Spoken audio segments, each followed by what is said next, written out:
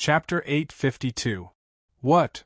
Among the Special Forces, Ricum, who had a relatively nasty personality, immediately looked at Lu Bu and asked with a frown. Just you. As he said that, he also raised his hand and pressed the combat power detector on the side of his head twice.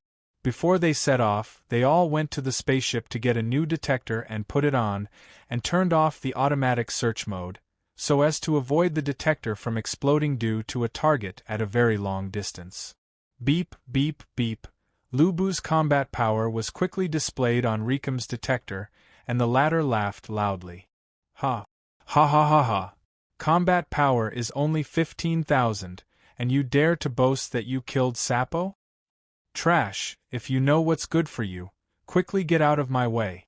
Lu Bu looked at Ricum with contempt. This uncle's goal is far from Luji, and I don't want to waste time on you bunch of trash. What did you say? Ricum heard this and glared at Lu Bu. Are you looking for death, bastard? Wait, Ricum. At this time, Jinyu waved his hand and interrupted Ricum. From his appearance, he seems to be serious. He paused and reminded. Don't be too careless. You must know that the combat power of these guys is not necessarily fixed. Having said that, Jinyu's face did not have the slightest fear of Lu Bu, and his expression was still very confident. Is that so? Ricum clenched his fist and hammered the palm of his other hand. That's just right, let me test his strength. Lu Bu and the others, you guys go first. At this moment, two figures suddenly came forward and stood between the Jinyu force and the crowd. One of them said, "Leave these 5 guys to us to deal with." As soon as this statement came out, everyone's eyes naturally focused on those 2 people. These 2 people were both strong and ferocious-looking people. The one who spoke earlier was none other than Lukas Bernstein.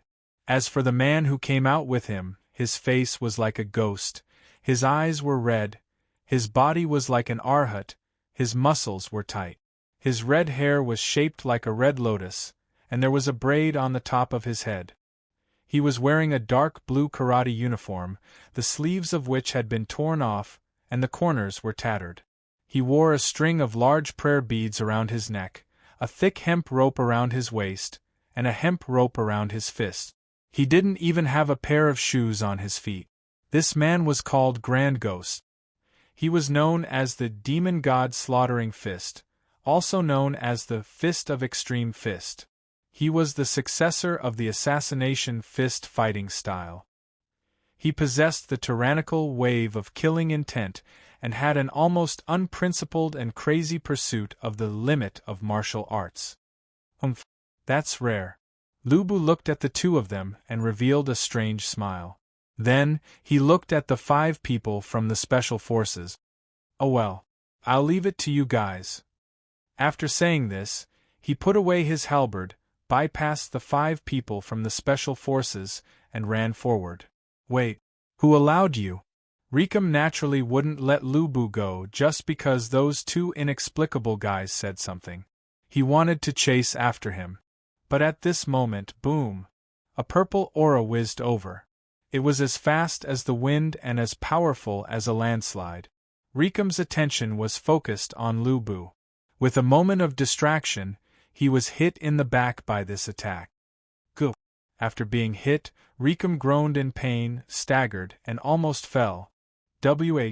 What? As he muttered, he looked back at the direction where the aura came from.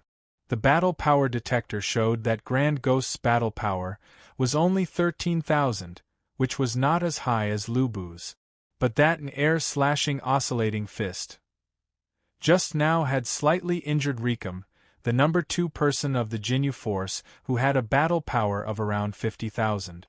This made Ricum puzzled. Seeing this, Jinyu's expression slightly changed, but he was still calm. So that's how it is, all of you are the type whose battle power can be changed, no wonder Sapo was killed. He muttered thoughtfully.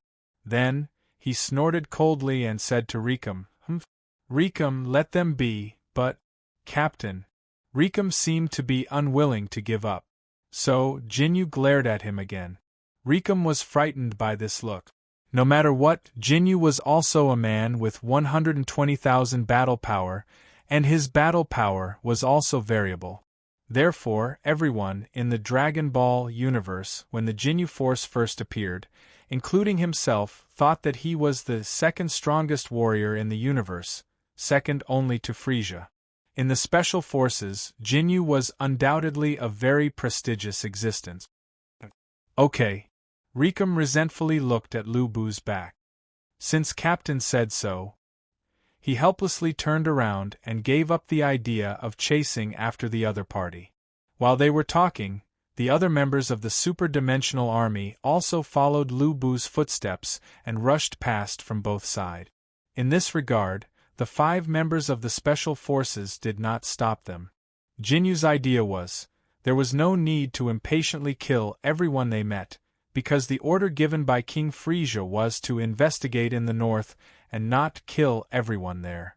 Taking a step back, what could these people do if they went to the martial arts stage? Anyway, if they met Frieza, they would also die. Beep, beep, beep, Captain.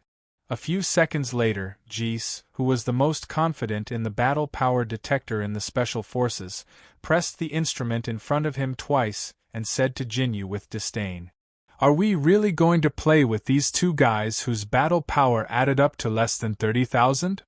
Humph." Jinyu coldly snorted and did not answer Jis' question. Instead, he looked at Lucid and Grand Ghost and said, "You two. I can see that you decided to stay and fight with your lives in order to let your companions pass. However, I still want to advise you, forget it." He spread out his arms and said with a smile, "We have 5 people here. In terms of battle power, the sum of our side is almost 10 times that of the 2 of you. We don't need to fight to know the result." Unexpectedly, Jinyu did not seem to intend to fight with them and instead chose to negotiate. "We also don't have any reason to fight." He raised his hand and pointed behind them. "How about this? As long as you tell me what happened over there, we will let you go." Humph humph, ha ha ha ha ha ha.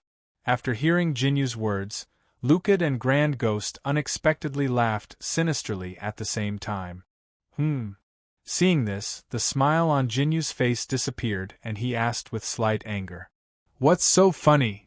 You are thinking too much." Grand Ghost replied in a deep voice. Lucid laughed. "The reason why we stood out is only because we don't want to share the prey with others." What? The 5 members of the Special Forces had surprisingly the same reaction. "Che too reckless trash. Death is at hand and still so arrogant." Rikum fiercely muttered. "Humph," Jis also said.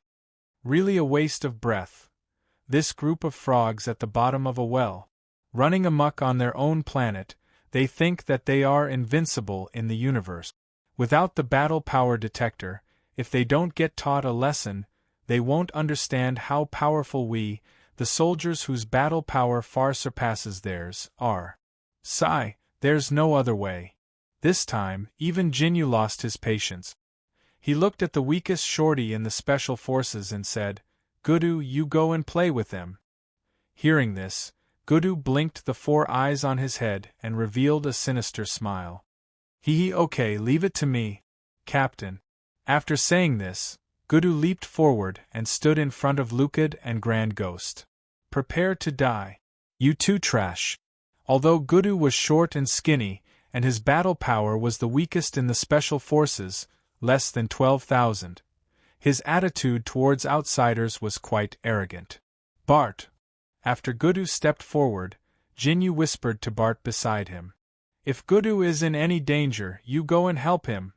"Understood, Captain." Bart also lowered his voice and replied. From their words and deeds, it was not difficult to see. Gudu was really weak, compared to the other members of the Special Forces. However, since he was able to occupy a position in the Jinyu Force, there was naturally a reason. Although his battle power was not very good, he had a lot of very sharp superpowers. Even if he faced an opponent with higher battle power than him, he could still rely on his superpowers to win. Hui Gudu stood in front of Lucid and Grand Ghost, these two fierce men who were several times taller than him. He was not the slightest bit afraid as he twisted his bucket-like waist and swayed his short body to warm up, as if he was mocking the other party. Grand Ghost. Luca did not even look at Gudu as he turned his head to Grand Ghost and said, "Those guys behind," referring to the super-dimensional army that is still entangled with Chi-Tiendi. "It won't take long for them to catch up. At that time, there will be unexpected complications." His gaze turned cold. "I think, let's end this quickly." Grand Ghost muttered, "Okay, let's do it." Before he finished speaking, Lucid and Grand Ghost suddenly stood side by side and exploded their fighting energy. Beep beep beep, HM? Guys looked at the data fed back by the detector and his expression changed. What? 39,000. Hey, I didn't see wrong, right? Bart said to Guys. They were partners and both had battle power around 40,000. Isn't this about the same as our battle power? Seeing this change, Rikam and Gudu also revealed a surprised expression. It can greatly increase battle power without transforming. Only Jinyu was still calm as he inwardly thought, and it has increased by more than 3 times. But it still doesn't pose any threat to us. However, what happened next immediately refreshed his worldview. Ha! Ha! At this moment, Lucid and Grand Ghost both shouted, raising their arms and extending them to the side. Then, they slightly bent their legs and quickly approached each other with small steps. They used their arms to draw a semicircle over their heads and place them on the other side of their bodies. While doing this, they began to chant, "Combine." When the two were about 1 meter apart, they each bent one leg and stood on one leg like a golden rooster standing on one leg. Then, they once again placed their arms on the outside side. Then, they bowed toward each other, bending their upper bodies sideways and extending an index finger on each hand. Finally, the two touched their 4 fingers and shouted the word body at the same time. During the entire process, the two's postures, movements, and even aura were completely synchronized. Observing from opposite sides was like looking at a mirror image. This move was undoubtedly the legendary fusion. As long as the two fighters with similar build and battle power were not too different, they would raise their chi to almost the same state and then make this special and awkward activation posture. They would be able to obtain a temporary fusion effect. And the 2-in-1 fighter born from the fusion would have an explosive increase in battle power. Here, a digression. In the CVS, Capcom_VS_SNK series, there were 2 super powerful characters that could be called BT. One was God, Grand Ghost, who absorbed the power of the serpent from Lucid. The other was God, Lucid, who was born after absorbing the fluctuations of killing intent. The fusion fighter in front of them was equivalent to a monster born after superimposing the various abilities of these 2 characters by 4 dimensions. The moment Hao Jia appeared, the battle energy around his body soared into the sky and broke through the clouds. Beep beep beep beep beep. The battle power detector of the 5 members of the Jinyu force issued a buzzing sound, and the constantly soaring values on the lenses made them turn pale with fright. 400,000, 450,000, 500,000, 500,000, 580,000. Jees followed the number and stammered a few times until the value exceeded 600,000, then he stopped talking. About 10 seconds later, the light on Grand Ghost's body dissipated, and his chi entered a saturated and stable state. At this time, his battle power stopped increasing and was fixed at the number 240,000. What kind of joke is this? The tall and strong Bart said while trembling. It must be a mechanical failure. This is impossible. Yes, that's right. Jees continued. This guy was deliberately mystifying for a long time. In fact, he used some kind of illusion or he used a special ability to interfere with the battle power detector. He deceived himself and others by muttering a few words, and then reluctantly laughed a few times, looked at Grand Ghost and said, He, don't think you can deceive us. This kind of trick can't scare us. Humph! Grand Ghost, who was standing in the same place with his arms crossed, coldly snorted, and two overlapping voices came from his mouth. A bunch of ignorant frogs at the bottom of the well who don't know life from death, running amok in their own universe and thinking they are invincible. He returned Geese's previous words back to him. You who only know how to rely on the so-called battle power detector won't understand how powerful we are. While speaking, Grand Ghost's gaze moved slightly and stopped on Gudu's body. Gudu, who was very arrogant just a moment ago, now became like a toad being stared at by a snake. He froze in place and didn't dare to move. Then, let's start with you, Grand Ghost said, leaned sideways and retracted his arms, putting his palms together, and assumed a posture, God's Hadouken. Chapter 853. North of Wushuang Plains, on the wasteland. The short battle between the three innates and Qi Tiandi had ended long ago.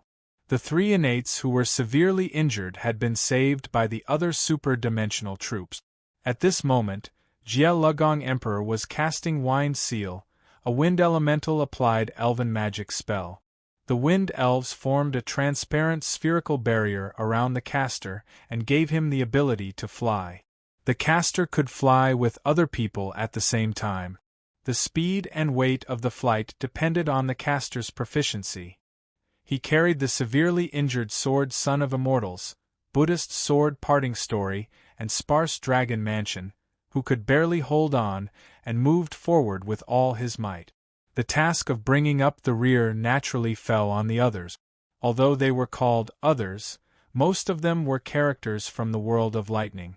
Since their power system was similar to that of Qi Tiandi, and they were generally stronger, compared to characters from other universes, as long as Qi Tiandi continued to show mercy, they should be able to hold on. However, they could only hold on. They didn't need to think about counterattacking. It was because they came from the same universe as Qi Tiandi that they couldn't pose a real threat to him. It was hard to tell who was stronger between two people who existed in different time and space. However, the outcome of two people who existed in the same time and space could be predicted to a certain extent. For example, Lord Guan fought Qin Xiong, and there was usually no result. However, if Lord Guan fought Yen Liang, the result was obvious. Therefore, the super-dimensional troops had a clear goal. They would use Urahara Kasuk as a bait to lure Qi Tiandi to Yuan Lu Ji and facilitate the battle between gods and demons. Then, they would be safe for the time being. To put it simply, only monsters can block monsters. Huh? What's going on?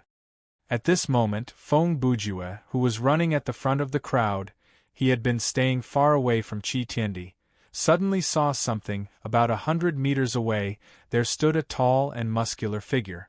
In front of him, there were 5 corpses in combat suit. Who's that? Looking at their clothes, there are people. He seems to have killed a few of Frisia's subordinates. The other people in the super-dimensional troops soon noticed the situation in front of them and asked in confusion. However, their doubts and curiosity didn't slow them down. After all, no matter what the situation in front of them was, the situation in the back was definitely worse. Wait, the 5 who died on the ground shouldn't be. Feng Bujue quickly recognized the identity of the corpses, opened his eyes wide, looked at the figure and thought, this guy wiped out the entire Jinyu force by himself? As he spoke, Brother Ju's eyes glowed. He immediately used the data perspective to observe them. He muttered to himself, these are Lucid and Reggie? He seemed to have understood something. At this moment, Feng Bujue had already run past Hao Jia. From the front, Hao Jia was wearing a dark purple Taoist robe. His hairstyle was the same as Lucid's, but it was orange in color. There was a touch of red on both sides of his temples. One of his eyes was red and the other was green. The red one was like a pearl, and the green one was like a normal human's. In terms of appearance, he was a little more handsome than the heroic ghost, but also a little more ferocious than Lucid. After running a few more steps, Feng Bujue suddenly thought of something and turned his head. Since we were fighting with the Jinyu force, then. His line of sight couldn't help but move to Jinyu's corpse. The guy in front of me now, is he the combination of Lucid and the heroic ghost, or Jinyu? Brother Ju remembered very clearly that Jinyu's special ability was to exchange bodies with the target. Although Brother Ju didn't know whether Jinyu could exchange bodies with the combination, but in case it was possible, then the real identity of the man standing in front of everyone at this moment would be hard to say. Do you have any questions? At the same second, Hao Jia noticed Feng Bujue's gaze and realized the strangeness in his gaze, so he opened his mouth and asked. Before the word, yes, could come out of his mouth, his figure flashed in front of Brother Ju as if he had teleported. In the face of this sudden situation, Feng Bujue didn't panic.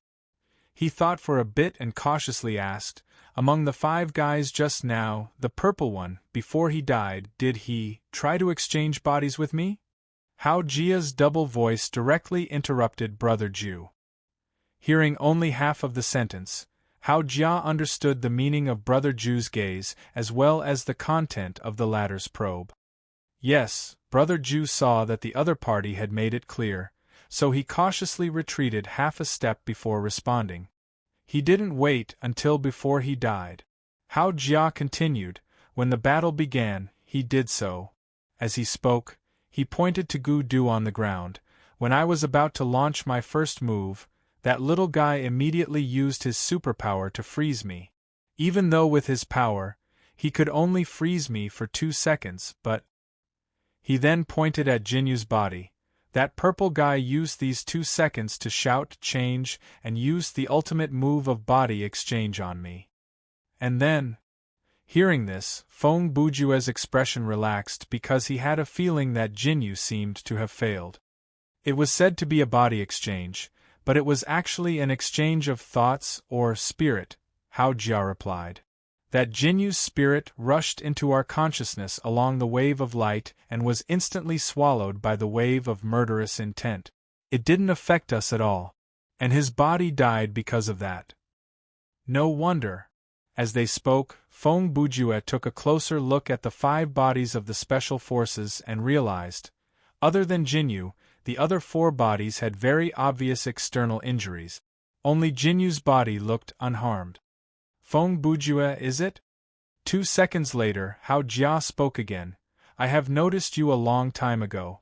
You seem to be very familiar with everyone here, including Qi Tiandi and Frisia's men. He paused for half a second before asking, who exactly are you? Boom. Before he finished, there was another shocking explosion behind him. The monstrous power stirred up a storm. Ha ha about that. Feng Bujue laughed dryly. Let's talk about it later. He changed the topic. The most important thing now is to lure Qi Tiandi to the arena. After that, he turned and ran, not giving the other party a chance to ask any more questions. Humph. Looking at his brother Ju's back, Hao Jia sneered, what a cunning guy. Below Guji City, the arena. A small flying device slowly floated to the side of the arena. Frisia was still sitting in the flying device in his original form. Ping Qingxing and Dong Zhuo followed behind him. At this time, there was no one else in this area. The only one left was a lone demon in the arena, Yuan Luji. This king. Yuan Luji turned around and looked at Frisia, has been waiting for you for a long time. Frisia smiled and said, haha, seeing is believing. So this is the demon king from another dimension, beep, beep. Frisia raised his hand and pressed the detector a few times. He had put on a new combat ability detector before leaving. He saw Yuan Luji's combat ability in his normal state. Oh. 600,000. Frisia's expression changed slightly. 2 seconds later, he said in a playful tone, that's so scary. Humph. Yuan Luji laughed. The Emperor of the Universe from another dimension. Although you're very strong, ironically, you lack the most basic pursuit of a warrior. Why do you say that? Frisia asked with a puzzled expression. I can see that most of your power is innate, Yuan Luji said. You haven't practiced hard or studied martial arts. He raised a Vici and pointed at Frisia condescendingly. And a real warrior doesn't need the device on your face at all. He can detect the strength of his opponent just by feeling. Ha ha. Ha ha ha. Frisia was not angry at all. Instead, he laughed out loud. Well, you're right. I really haven't worked hard on my cultivation. I think, if I practice seriously, I may be so strong that even I can't imagine it. He paused for a moment, and the smile on his face gradually became strange. But do you know the reason why I don't practice? Yuan Luji used an auxiliary word and motioned for Frisia to continue. That's because, Frisia said as he climbed out of the aircraft and jumped lightly into the arena. Even if I don't practice deliberately, I'm already invincible. After that, he bent his legs slightly, clenched his fists, and gathered the energy around him, bursting out a blue aura. The earth trembled because of the surge of energy in his body. The gravel on the ground flew into the air, and the air became incomparably heavy. Oh, this is... Ping Qingxing had a bad feeling and quickly retreated dozens of meters. Hey! Wait for me! Dong Zhuo also scrambled to run away. Squeak, squeak. The surge of energy made Frisia's body begin to swell, and the sound of liquid being pumped came from the texture of his muscles. Ah, ah, ah, ah! Frisia also let out a few screams. Although he didn't know whether the transformation process was painful or not, it was certainly not very good. After about 20 seconds, Frisia's height doubled. His body became tall and sturdy, comparable to LVG's. The pair of horns on his head also bent upwards, turning into the shape of a bull's horn that reached the sky. Ha ha! Ha ha! After the transformation, Frisia gasped a few times. Ha ha! How was it? This body with a battle power of more than 1 million, did it make you feel despair? Despair? Yuan Luji's expression and tone were not so much despair, but disappointment. Is this your so-called invincible? He said coldly. This kind of battle power. He turned his head and looked to the north. It's roughly on par with him. Who? Frisia's face was full of doubt. He followed Yuan Luji's gaze and saw a man in full armor, holding a sky piercer. The battle power detector soon gave back a number, 15,000. Ha ha. Frisia laughed. Are you kidding? Yuan Luji. On the other side, Lu Bu jumped into the ring and stood there madly. He glanced at Frisia and then stared at the Demon King. I've made you wait for a long time, I will defeat you now. After saying that, he held his halberd and shouted, and his whole body exploded with fighting energy. Beep beep beep beep, huh? The number in front of Frisia's eyes at this moment began to increase exponentially. 30,000, 60,000, 120,000, 240,000. Frisia counted in his heart. This guy. What kind of transformation is this? Along with his last shout, Lu Bu's whole body armor turned into a dark golden color. A devil-like mask appeared on his face. His hair turned into a fiery red color, like a cloak draped down to his waist. His skin turned pitch black, and his muscles also swelled. Ultimate Martial Azura Transformation. This is the ultimate ability that Lu Bu in this time and space, after going through extraordinary training, accumulating battle experience with countless experts, and tempering his body thousands of times. It was also that move that Feng Bujua had mentioned before. This move had two disadvantages. First, in order to suppress the Azura in his body, Lu Bu's battle power in his normal state was affected, and he couldn't use it fully. Second, the duration of Azura transformation couldn't exceed 10 minutes. If it exceeded this time limit, the user's life force would be in danger of being exhausted. Of course, for Lu Bu who used this move, 10 minutes was enough to determine the winner. 890,000. Frisia looked at the number that finally stabilized and breathed a sigh of relief. He thought to himself, that scared me. Stop fiddling with the device on your face, Frisia. A few meters away, Lu Ji seemed to have seen through Frisia's thoughts and immediately said to him, "In this extra-dimensional space, created by this king, there is no absolute strength or weakness. It is very foolish to rely on the judgment made by a machine." He was right. Although battle power was indeed a very good reference data, it was not the only basis to determine the winner. Even creatures with 8 digits of battle power could be killed in a certain way, such as destruction on the spiritual level, having their vital organs cut off in an unguarded state, entering a special environment where they couldn't metabolize, and so on. Special physiques, special techniques, special skills. The subtle restraint of different power systems in different universes could cross the concept of battle power and complete the kill. As long as the situation was right, it was entirely possible for a weakling with a hunting rifle to kill a powerhouse in the world of Thunderbolt or the world of Fist. Humph! Frisia snorted and stared at Lu Ji. It's useless to say more. Right now you are surrounded by enemies, and your battle power is the weakest among the 3 sides. What right do you have to be arrogant and teach me a lesson? Indeed, it's useless to say more, Lu Ji replied and slowly closed his eyes. When he opened his eyes again, the color of his eyes changed. At this moment, white streams of data flowed through Lu Ji's eyes. Come at me together. Chapter 854. Frisia didn't know what Unveil did. The latter didn't transform, nor did he show any signs of increasing his fighting power or demonic energy. But his combat power quietly rose to 1.2 million. Tisk! Frisia thought to himself. His combat power actually surpassed my second form. Fortunately, I discovered it early. Otherwise, this demon king from another dimension may really surpass me one day. Although Frisia's voice was strange and his appearance was quite strange from a human's point of view, he could be said to be gentle and polite usually. For those subordinates whose combat power was less than a fraction of his own, he used honorifics to address them. When giving orders, he rarely used a harsh tone.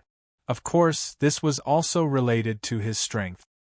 His subordinates knew how terrifying he was, so Frisia didn't need to use harsh words to order them around. But when facing a strong enemy or when angered, Frisia's extremely cruel nature would gradually be exposed. "How dare you say, all of you can come together?" Frisia gnashed his teeth.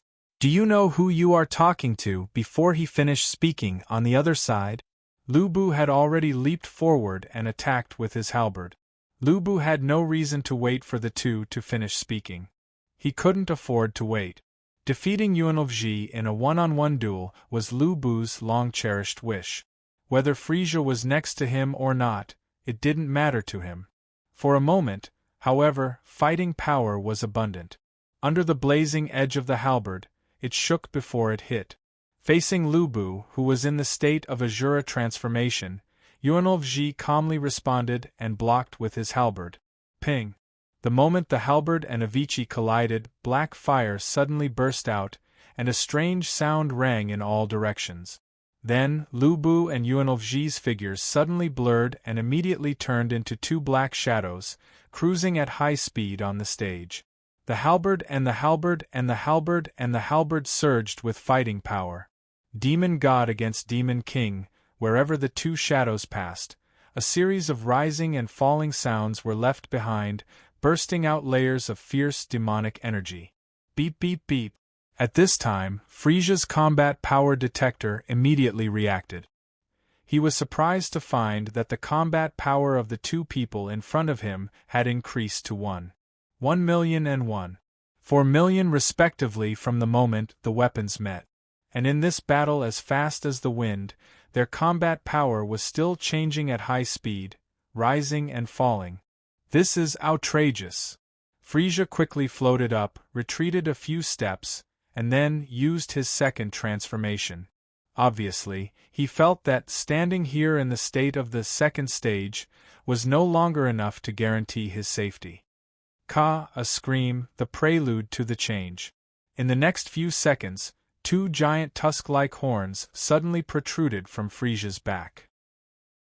The muscles of his limbs further expanded, and his torso began to expand horizontally. The white, bone-like skin on his shoulders also spread to both sides. His face protruded forward, and his head bulged backward, turning into the shape of a spider's abdomen. The horns on his head also became four, growing on both sides of his long head. S's. Of success of S's. S was sub his as ts look as in this form. Frisia's combat power was more than 2 million, which firmly suppressed Yuan Lu Ji and Azura Lu Bu in front of him. Humph! What two ridiculous guys! Frisia, who had finished his transformation, landed on the ground again. He looked at the two figures moving at high speed and trembling in the arena from afar and said disdainfully, "They have such combat power, but they are still so obsessed with close combat. Unreasonable. It's not difficult to understand." Suddenly, a double voice sounded from behind Frisia. Frisia looked back alertly and saw a man in a Taoist robe. Hey! He also saw this combat powers of 2.4 million on the detector. Because, we men. Hao Jia's face was full of murderous intent, and he continued the sentence just now, like the feeling of punching others. When his voice fell, Frisia's eyes turned black. The next moment, he heard the sound of intensive punching.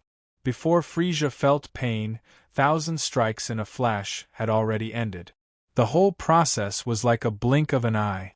After a second, Frisia regained his vision. The first thing that entered his line of sight was Hao Jia's back, as well as the word God that appeared on the back of his Taoist robe. And in a place that Frisia couldn't see, that is, on Hao Jia's chest, the word heaven also appeared. Emperor. Instant hell kill. All the people who had been hit by this move before had a feeling that, after closing their eyes and opening their eyes, their life had already passed. Seeing this, some people might wonder why Hao Jia suddenly appeared here when the other members of the super-dimensional army hadn't arrived yet. The answer was very simple: as long as he hurried with all his strength, he would be able to arrive here. Even those guys from the Jinyu force could outflank Wushuang Yuanbei in a short period of time, so Hao Jia could naturally reach the martial arts stage at a very fast speed. After all, the time of a fusion was limited. Every time after releasing the fusion, he had to wait for a considerable period of time before he could fuse again. Therefore, Hao Jia took advantage of the fact that he could still maintain the fusion state to quickly rush over and kill as many as he could. Humph! You're only SOSO. Looking at Frisia, who had fallen to the ground, Hao Jia coldly snorted and turned around to take Yuan Lu Ji's life. Unexpectedly, with a loud sound, a purple light suddenly appeared. A laser-like beam of light suddenly struck Hao Jia from behind, penetrating his chest. Ugh! Hao Jia was careless in the end. After being hit, he quickly urged the power of the Great Serpent to heal himself and used the fluctuation of killing intent to forcibly support his body. He suddenly turned around and assumed a fighting posture. However, he couldn't see Frisia's trace in his sight. Where is he? Hao Jia's eyes moved quickly and searched around. About 2 seconds later, he realized something. It's above! Hao Jia suddenly raised his head and just happened to see a white light shining. At this moment, Frisia's entire body was covered with pink light patterns. The outer layer of his body that looked like cartilage, skin, and reptile's abdominal flesh were all hardened and shattered. This time, Frisia let out the most hoarse scream. The astonishing energy that erupted from his body directly shattered the Inferno River barrier. Even Yuan Lu Ji and Lu Bu, who were fighting, stagnated for a moment. Howl! Seeing this, Hao Jia proudly used his power and stepped on the ground. Gale, Tianba Wave Crushing Slash. Once the ultimate move was used, it broke through the wind and clouds. Hao Jia stepped on the ground and made a huge pit. His figure was like a hidden dragon coming out of the abyss, unstoppable. This ultimate move that contained the power of the great serpent and the fluctuation of killing intent. In terms of combat power, it had exceeded 3 million. It was even more shocking than the instant hell kill just now. But, bang. Facing Hao Jia's ultimate move, Frisia only raised a finger and said the word, bang, in a joking tone. In a split second, a red light wave shot out from the tip of his finger. With an incredible speed, it made a second hole on Hao Jia's body. This time, even if Hao Jia had double divine power, he still couldn't make it. When his body fell to the ground, the light and dust in the sky gradually dispersed. Frisia. Only then did he reveal his true appearance. His body shape looked like a child, very small. His skin was like glue and porcelain, snow white. His head, shoulders, upper abdomen, and the outside of his limbs were covered with a purple, smooth carapace. His body didn't have any hair, nor any obvious sexual characteristics. The tail behind his buttocks was now white. Just as I said. Frisia's expression became calm and cold. The injuries on his body had also magically healed after he transformed. Purely relying on close combat is unreasonable. After landing, Hao Jia didn't hear Frisia's words. His body quickly turned into a purple light and split into two, turning into two men who fainted on the ground side by side. These two men each had 2 bloody holes, and the location of the wounds were the same. Ha! Ha ha ha! Ping Qingxing, who witnessed this scene from afar, the corners of his mouth twitched as he laughed. His eyes were 30% dull and 70% fanatical. He will win. He will definitely win. Lord Frisia is invincible. Yuan Luji is not his opponent at all. Ha ha ha ha. Ha. Ha ha. Right. That's right. Dong Zhuo, who was beside him, also laughed dryly. However, there was fear on his face. Fortunately, we chose to side with Frisia early on. Ha ha. While these two people were laughing, something strange happened. Yuan Luji. Frisia. A loud shout came from the north. This man who called the Demon King and the Emperor by their names was Feng Buju. Qi Tiandi is here. Kneel down. 5 minutes ago, on the Wushuang Plateau, Qi Tiandi, who was chasing after the super-dimensional army, was tired of the game of tag. Therefore, he slowed down his pace and shifted his attention to the matter of destroying the spatial boundary. Therefore, the group of people behind the super-dimensional army finally heaved a sigh of relief. They didn't have to worry about the rear anymore and sped up. Soon, Feng Bujue, who was running in the front, caught up with the group in the front. Coincidentally, the group of super-dimensional heroes who were running north from the martial arts platform also arrived here. Chief Xian, why are you here? Seeing this, Feng Bujue immediately rushed to Tsang and asked, Where's Yuan Luji? What happened at the martial arts platform? Yuan Luji. Tsang replied with a complicated expression. His power is far beyond our imagination. My plan couldn't have worked from the beginning. He paused for a moment and said, But Yuan Luji didn't kill us. On the contrary, he asked us to leave and went to fight Frisia alone. Really? Hearing this, Feng Bujue's eyes flashed with a strange light, and his mind raced. By the way, I saw Lu Bu and another man who I don't know running toward the martial arts platform. I couldn't stop them. Song continued, They are. Don't worry about them. Feng Bujue interrupted Song. If Frisia is already here, they'll definitely die. Brother Bujue knew that Qi Tiandi was the only one who could fight against Frisia in his final form. As for how much power Yuan Luji was hiding, he had no idea. Instead of worrying about them, why don't we do something practical? Practical? Song looked doubtful. Ahem. Ahem. At this moment, Marquis Lonely came to them and said to Tsang, Chief Xian, what the crazy man means is. He looked up at the sky. Since things have come to this, why don't we change our plan and act according to the situation? All right, don't bother with those empty words. At this point, Feng Bujue was too lazy to be polite to them. He immediately interrupted, "Time is limited.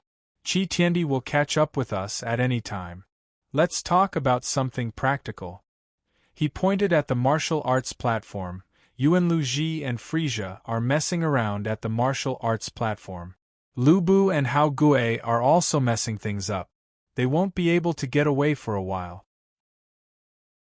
He raised his hand and gestured. On our side, we didn't suffer any losses. At least we still have 80% of our combat power. Hearing this, Song basically understood what Feng Bujue was going to say next. We can't afford to miss such a great opportunity. Brother Ju continued, "In my opinion, we should split into two groups. The main group will charge at Guji City and attack while the Demon King isn't here. We'll leave a small group to protect Pu Yuan as he goes to the martial arts platform. As long as we can lure Qi Tiandi, Yuan Luji, and Frisia to one place, it doesn't matter whether Pu Yuan is dead or alive. At that time, the three strongest forces will gather, and a battle will be inevitable. Moreover, this battle will cause the sky to fall and the earth to crack and the space-time to tremble. We can use this to persuade the demon generals in Guji City, such as Daji. Previously, she was completely suppressed by Qi Tiandi.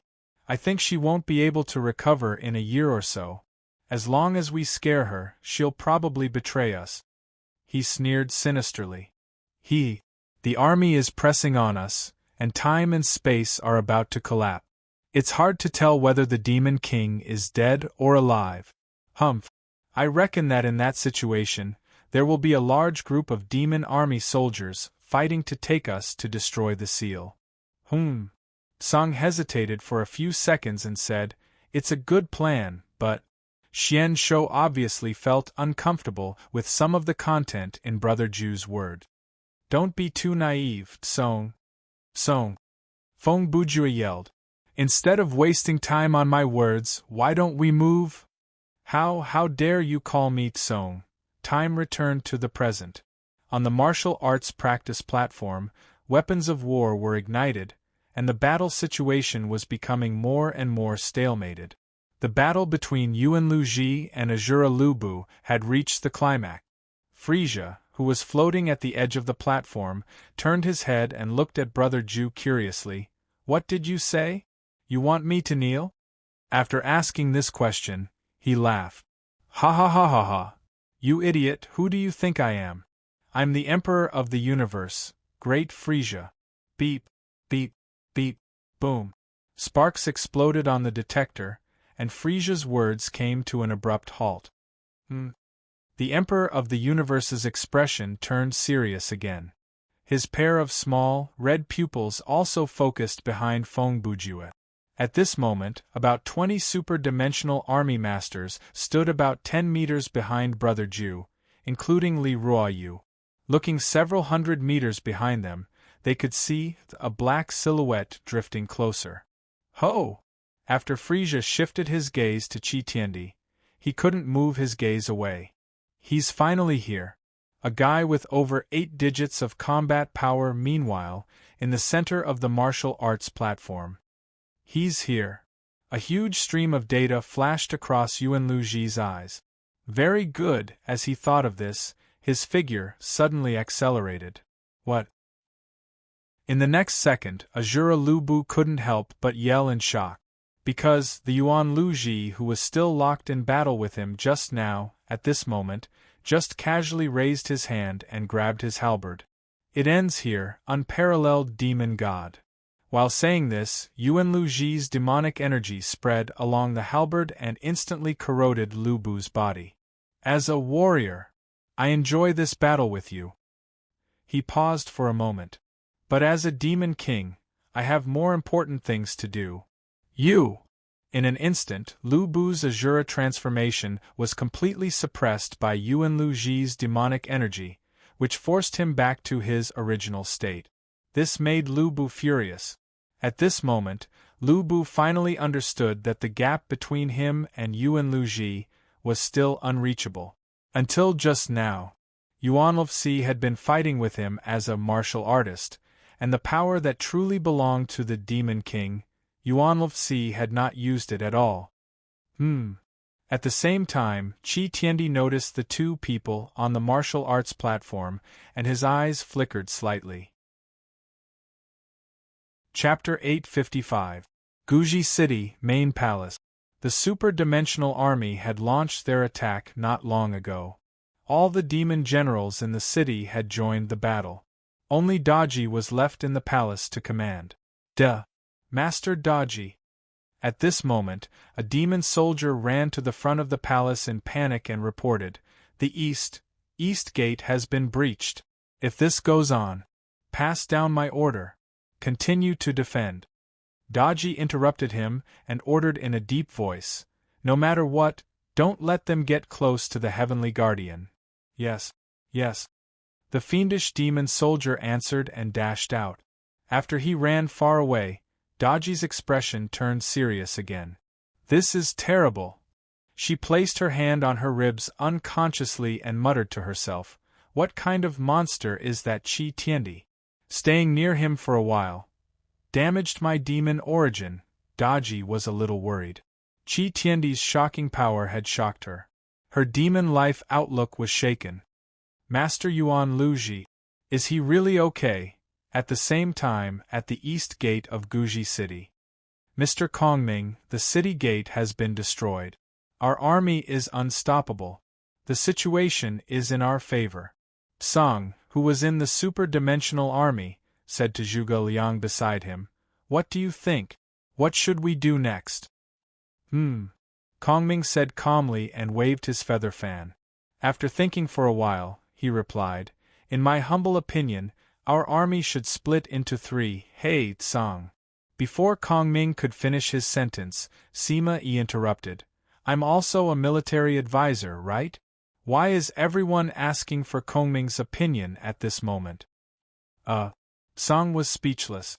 He didn't dare to say anything because he was afraid of offending people. Cough, cough, cough. Marquis Lonely coughed and showed his sickly face that was full of resentment in front of everyone.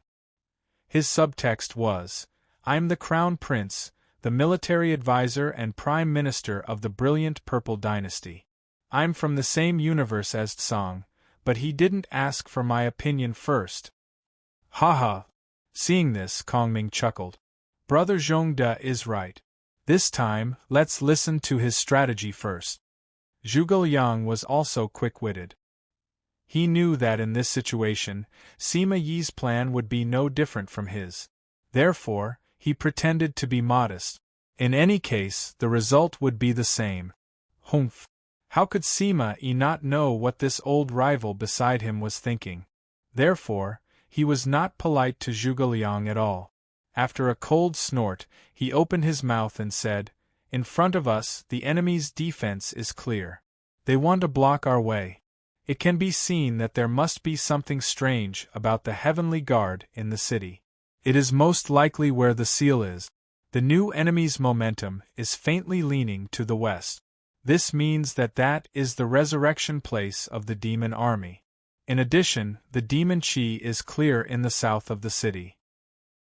The strength of the southern army is the strongest, and the strength of the demon generals in the army is also stronger." Sima Yi's analysis was well organized. He said, "In my opinion, our army should immediately split into three groups. The first group, send 100 elite soldiers to attack the location of the Heavenly Guard. The second group, send out all those who have the ability to deal damage to a large area to block the resurrected demon army from the west.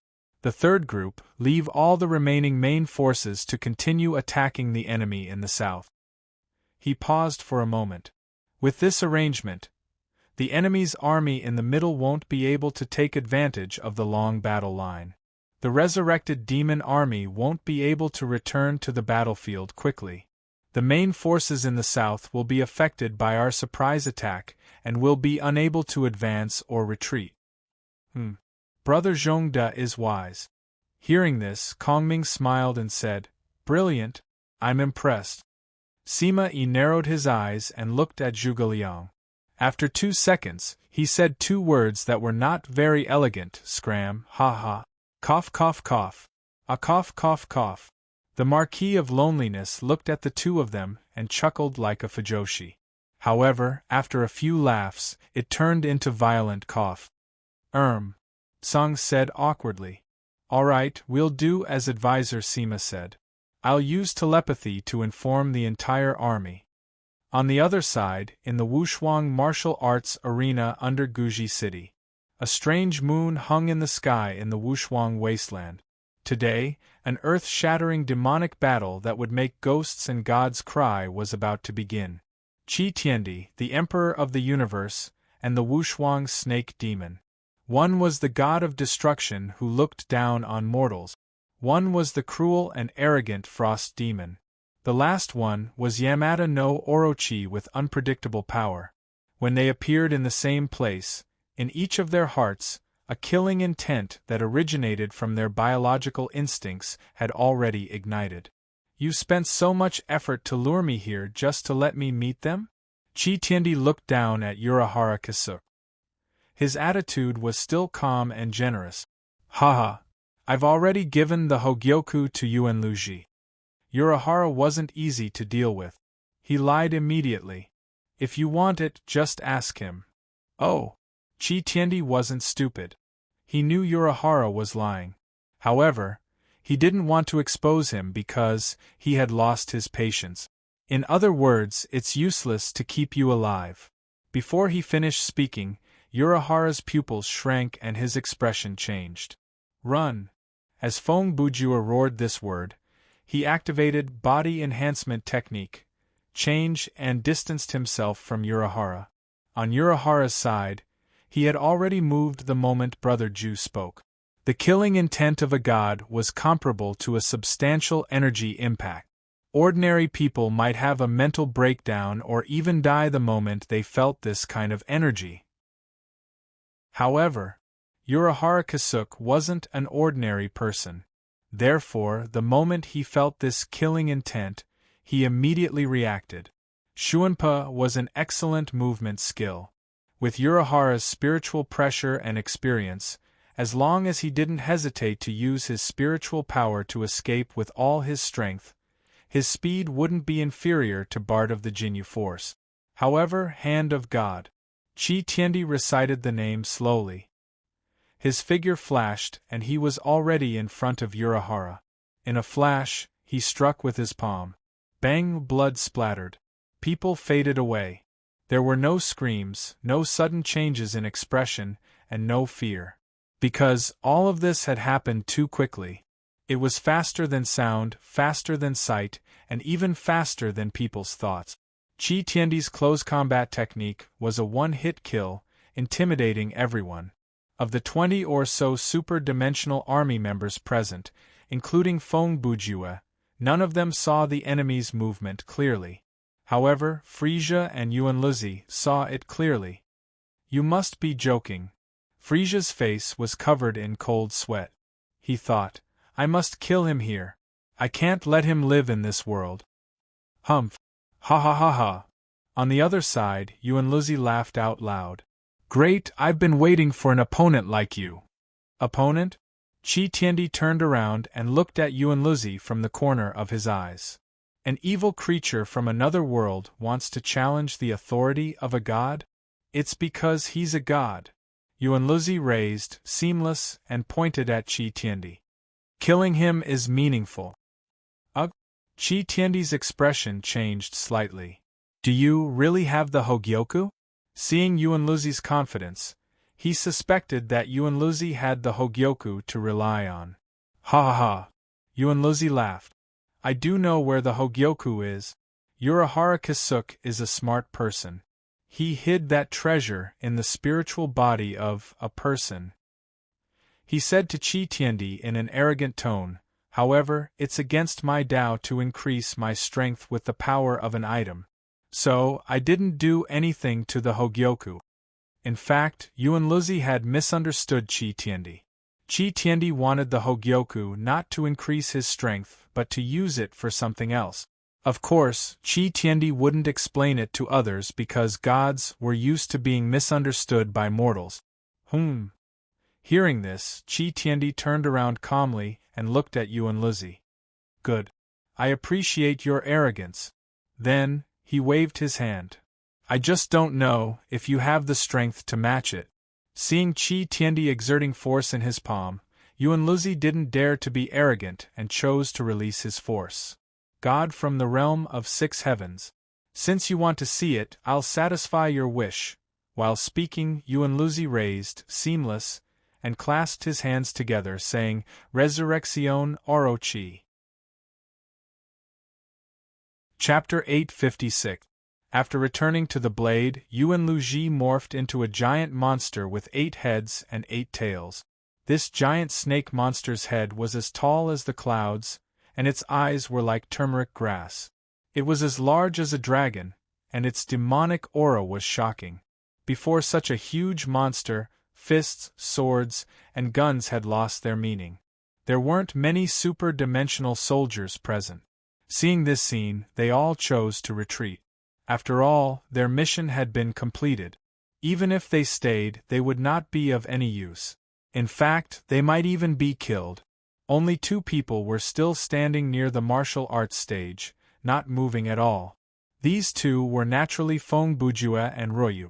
In the evil wind, Brother Ju looked at Ruoyu, who stood 5 meters away from him, and asked, Aren't you going to run? I'm not running. Ruoyu raised one hand to stroke the hair by her cheek and answered coldly. It's very dangerous to stay here, Feng Bujue reminded her. The same goes for you, Ruoyu said as her hand moved to the sword at her waist. It could be said that the 2 of them knew each other very well and had a tacit understanding. They both understood that no matter how strong the boss in this scenario was, for the players, the real threat came from each other. I'm staying here because I'm curious. I want to see the result of their battle, Feng Bujue said. Is that so? Ruoyu looked coldly at Brother Ju and calmly exposed the latter. I thought you were waiting for Yuanluzi to reveal the whereabouts of the Hogyoku. Haha. Feng Bujue laughed but did not say anything. Ruoyu continued, In this situation, I don't think you'll leave. I'll watch this show with you. At that moment, they could already point their swords at each other. But the 2 chose not to move. They all understood that, standing beside these 3 monsters, even if they were just spectating, they still needed to concentrate quite a bit. Otherwise, they might really be killed by the energy that leaked out. If players were to fight here, they would have to take the risk of being defeated by a third party. Ruoyu obviously didn't want that. Therefore, Feng Bujue decided to stay here. This way, he could quietly observe the information revealed by the boss battle, and he could also temporarily delay the battle between himself and Ruoyu. It could be said to be killing 2 birds with 1 stone.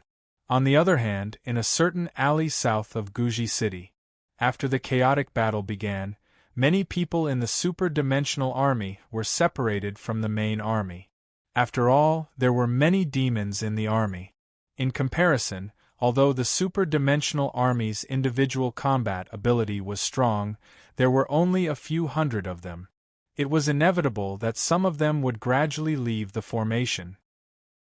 Unknowingly, Hua Jian was left alone. I've finally found a good opportunity. At this moment, 7 Kills, who had been hiding in the dark for a long time, finally felt that the time was ripe and was ready to attack. His speed was very fast, and his attacks were decisive. From the moment he closed in on his opponent to the moment he attacked, it only took him 2 seconds. 2 seconds later, his 100 styles floating cart hit his target. According to 7 Kills estimation, against a player who specialized in healing, this move was enough to determine the winner. After 7 Kills finished his attack, he turned around and muttered, "A game is a game. Don't blame me." However, the next second, the scene that entered his sight made his expression change drastically. What? The Hua Jian that was attacked earlier started to melt like a wax figure and disappeared on the ground. A substitute? The moment 7 Kills reacted, his eyes moved quickly, and soon, he caught sight of a figure 10 meters away. In the blink of an eye, he was only 2 meters away from Hua Jian. Unexpectedly, at the same second, another figure appeared behind Hua Jian. That figure was none other than Wang Tongji. As it turned out, 7 Kills was not the only one who was hiding in the dark and trying to assassinate Hua Jian. As the saying went, the mantis stalks the cicada, unaware of the oriole behind. Xiao Tan had been staring at the head for a long time, and he had already noticed 7 Kills' presence. Therefore, he had been waiting for 7 Kills to make the first move so that he could act when the time came. If 7 Kills succeeded, then Xiao Tan's target would naturally shift to 7 Kills. If 7 Kills' first attack failed, then Xiao Tan would be able to finish him off and kill Hua Jian before he could regain his footing. Humph! This kid is really merciless. At this moment, 7 Kills thought to himself, oh well. I don't mind letting him have this kill. It's just some skill points. One less opponent is one less opponent. Xiao Tan's thoughts were similar to 7 Kills. It was the right choice not to rush out first. I knew Hua Jian would use substitute wax figure. But this skill can't be used twice in a short period of time. This kill. I'll take it.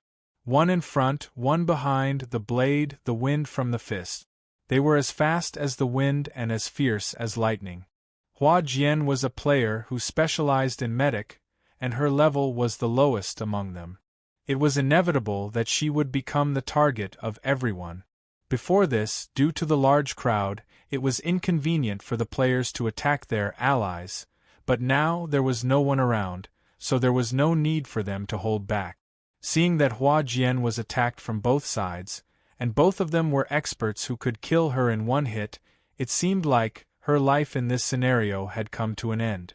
But there was no trace of panic or despair on her face. Instead, there was a cold smile on her lips. Ping! Ping! The next moment, there were 2 clangs and 2 shadows appeared. Wang Tongji's military knife and 7 Kills' gauntlets were blocked. Because 2 great swordsmen had already arrived at Hua Jian's side to protect him. Cough! Master Hua Jian was right. Tachibana King's blade trembled, and he forced 7 Kills back several meters. So, the 2 of you are really spies sent by Lu Ji. Black Iron King unleashed his sword aura and forced Xiao Tan back 10 meters. As soon as the 2 sword heroes who had already recovered from the treatment entered the arena, the situation of the battle immediately changed. Of course, why would I lie to you? She paused to look at 7 Kills and Xiao Tan. I told you, as long as I act alone, they will give themselves away. Tisk, we've been tricked. 7 Kills' face darkened, and he thought to himself, I thought I was the hunter, and she was the prey. But I'm the prey, and she is a brilliant hunter who dares to use herself as bait. With that in mind, his eyes shifted. The people from Underworld Frontline are all so difficult to deal with. On the other side, Xiao Tan narrowed his eyes and thought, we've been tricked. This time, we've been tricked. Xiao Tan and 7 Kills understood that in this situation, they were forced into a dead end. Explanations were probably superfluous. Even if the 2 of them had a glib tongue, it would appear pale and powerless in the face of what had just happened. If they abandoned the fight and fled, the news that they were spies from LVG would soon spread. By then, the super-dimensional army would come after them, and Lu Ji would not hold back either. In short, they would be in deep trouble. Therefore, there was only one choice left for them, which was to kill Hanajian, Tachio, and Izusuk Eben right here. There would be no witnesses after all. But this was easier said than done. It would be fine if they were on the same side, but the problem was, they had to be wary of each other. From the looks of it, it was not 2 against 3, but 1 against 3. Which side would have the support of a healer, so it was obvious which side would have the advantage. There's no other way. We can only bite the bullet. After thinking for a few seconds, Xiao Tan, who was at his wit's end, decided to use violence to solve the problem. Let's fight. We'll just kill everyone here.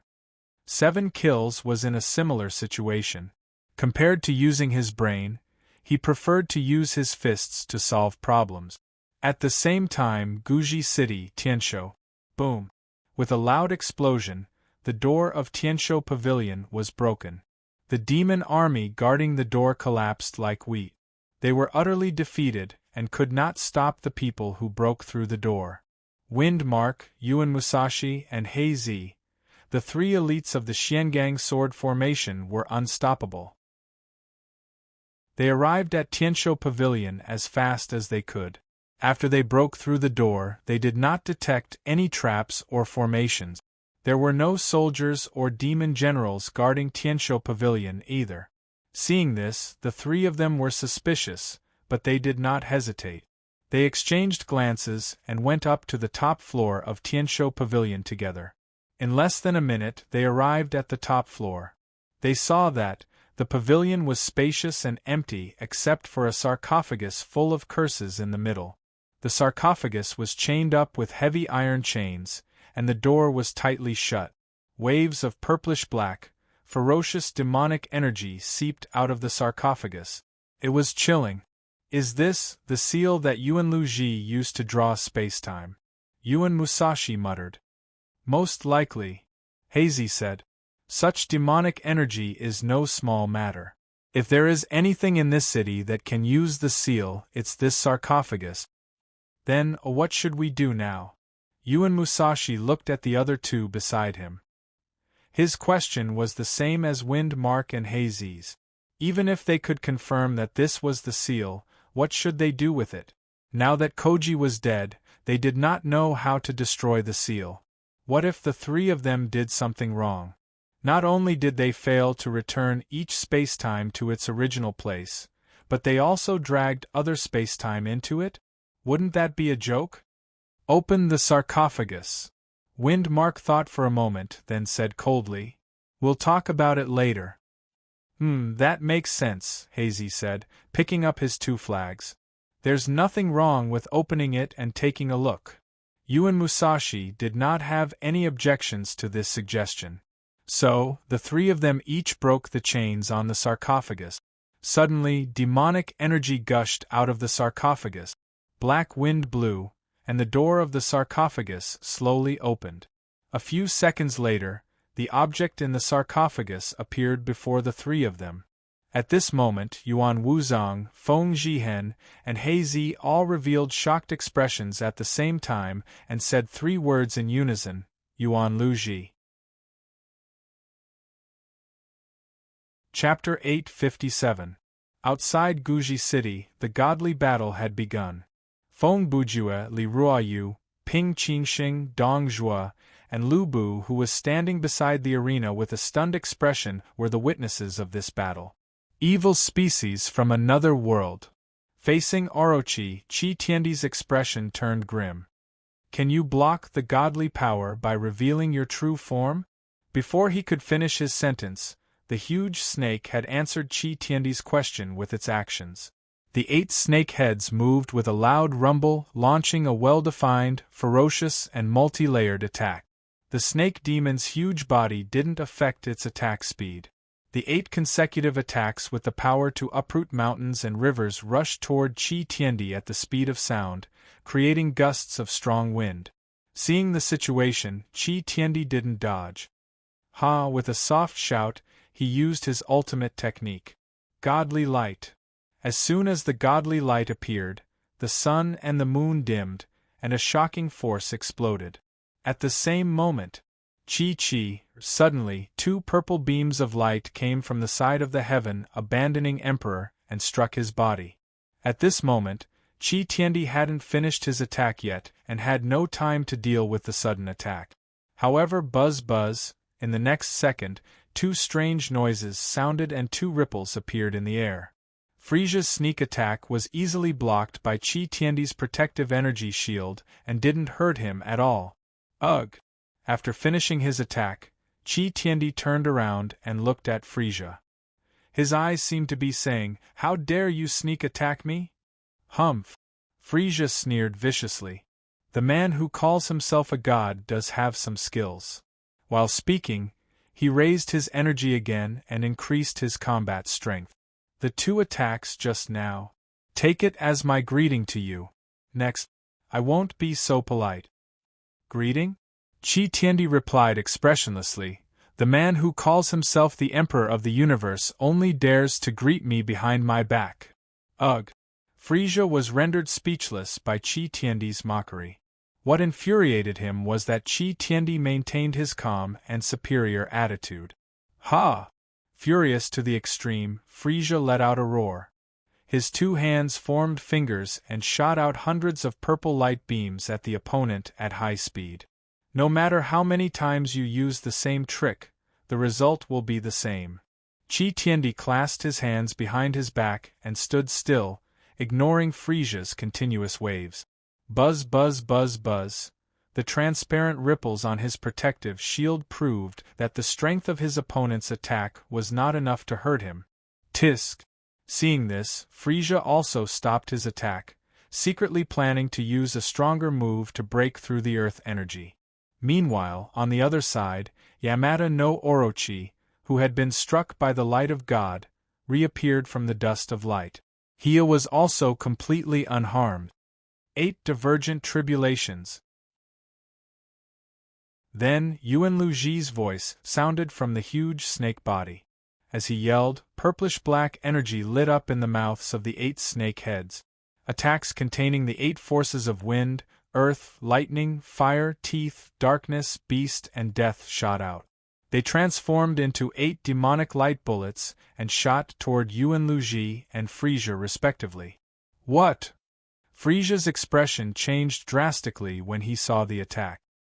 He immediately increased his speed and rose into the sky, unwilling to take the demonic light head-on. As for Qi Tiandi, although he didn't dodge, he immediately used Reverse Devilish Origin. Reverse Mana Source was a skill that could be said to be shameless in terms of setting.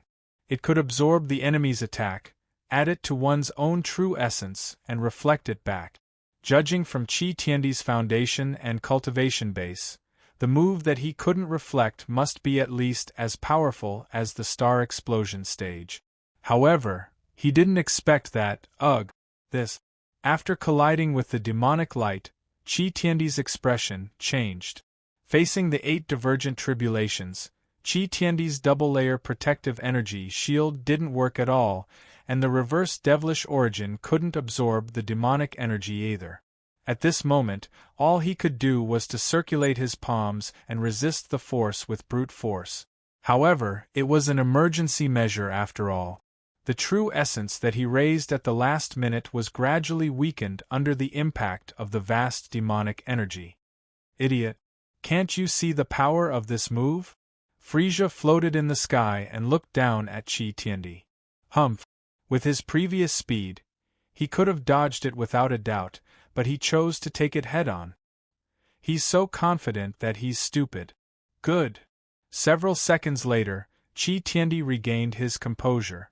Withdrawing his hand, he used one palm to spit out vital energy and urged his godly power again. Yuan Luji, you do have the right to be arrogant. Despite his words, he didn't show any mercy. With a wave of his big sleeve, he dispersed the 8 divergent tribulations before him. Hee hee ha ha ha! Yuan Luji's laughter came from the snake monster's body. As expected, you didn't use your full strength just now. He paused for a moment. And the Universe Emperor over there. You're only about 70% of your strength, right? This guy. Frisia didn't reply, but he thought to himself, how did he know? It seems that, you guys don't understand. Yuan Luji's tone turned cold.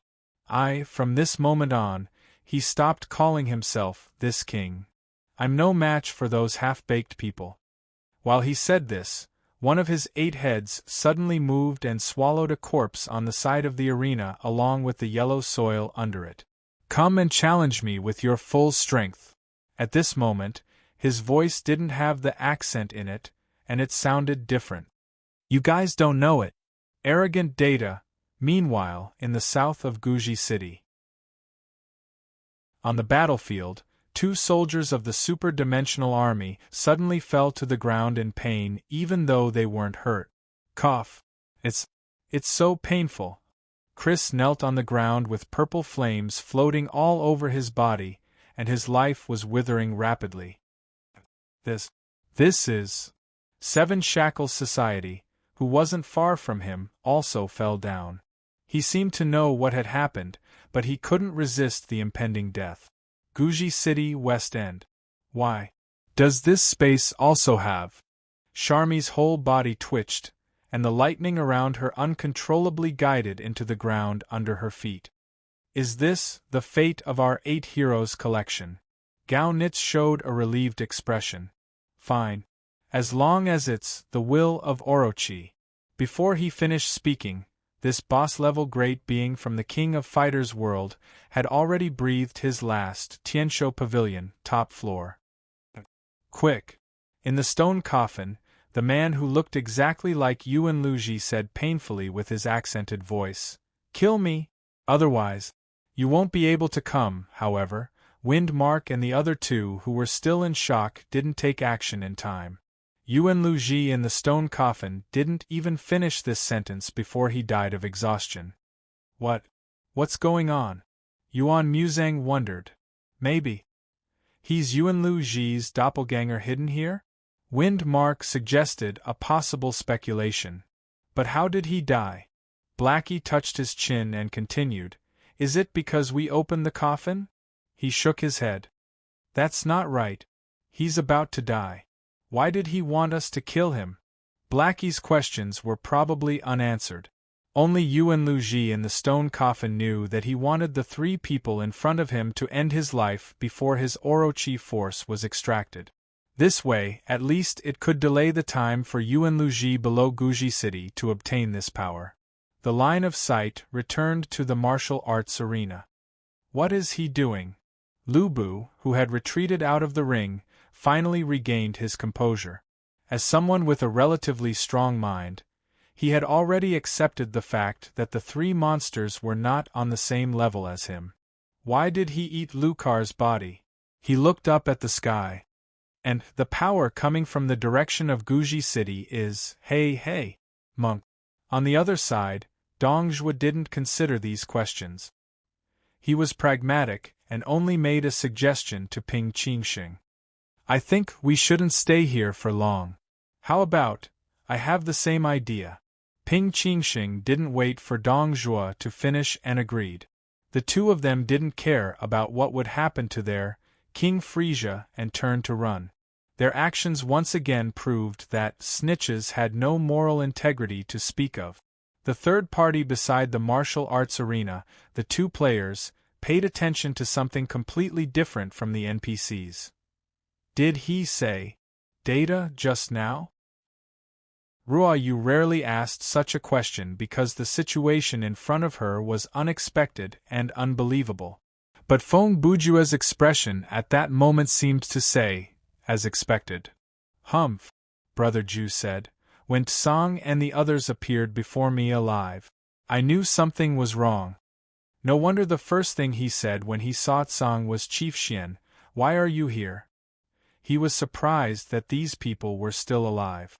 Based on the game's basic setting, 7 kills and Hanajian, who were left behind at the martial arts arena, should have been in a more dangerous situation than us." Feng Bujue continued.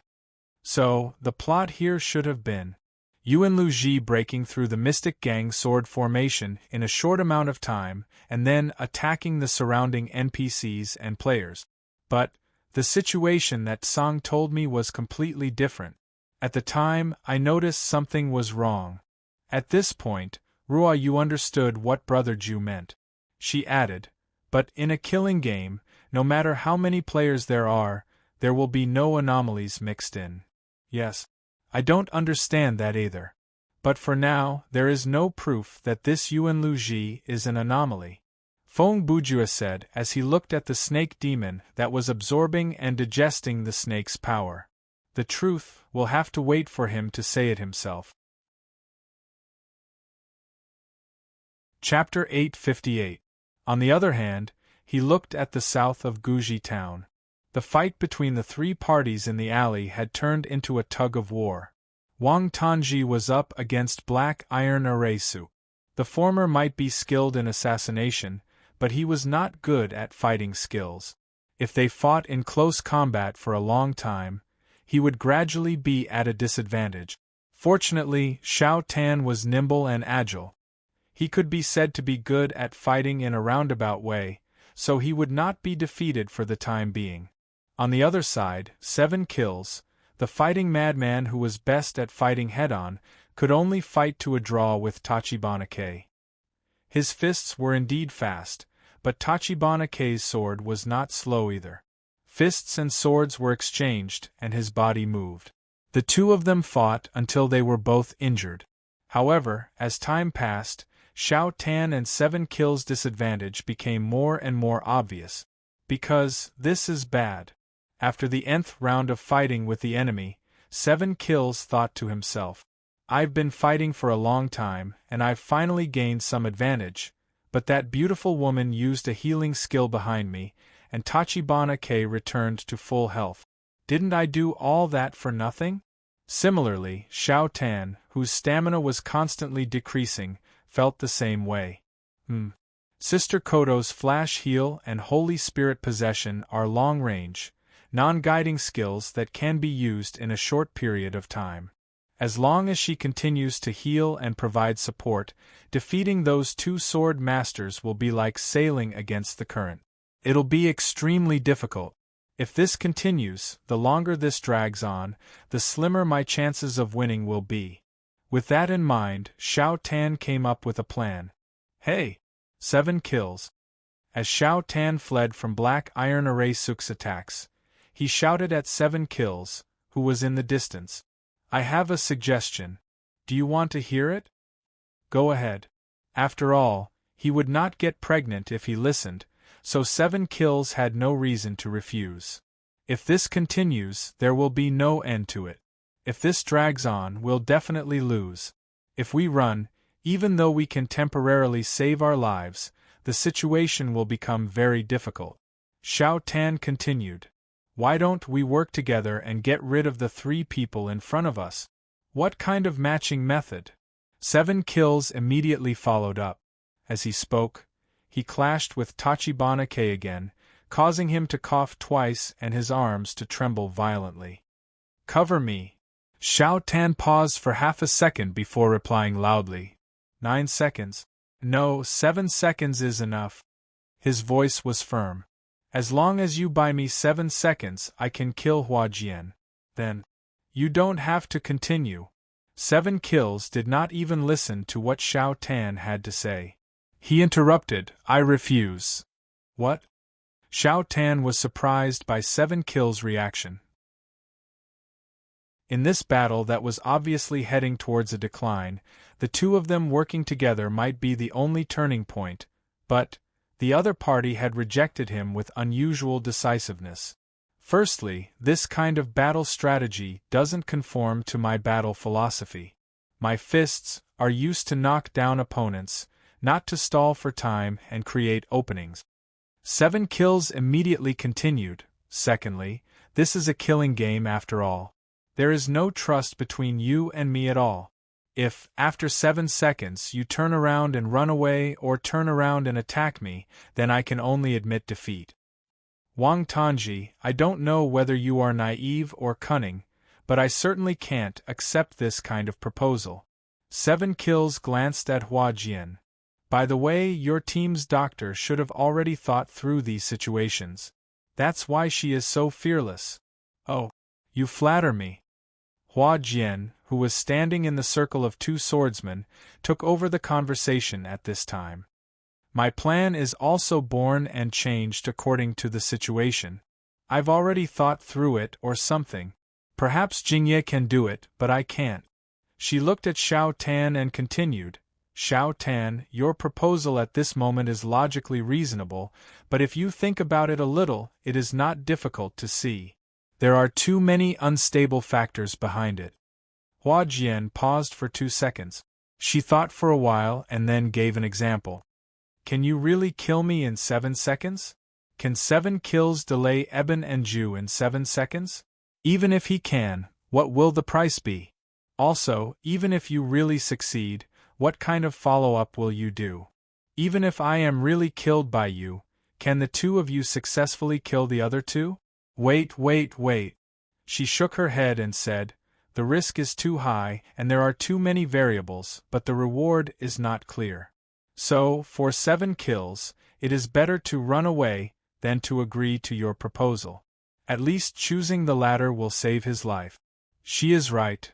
At this time, 7 kills continued to say to Xiao Tan, whether from a rational point of view or from a gambler's perspective, cooperating with you is not suitable, not appropriate, not worth it, and not a good choice.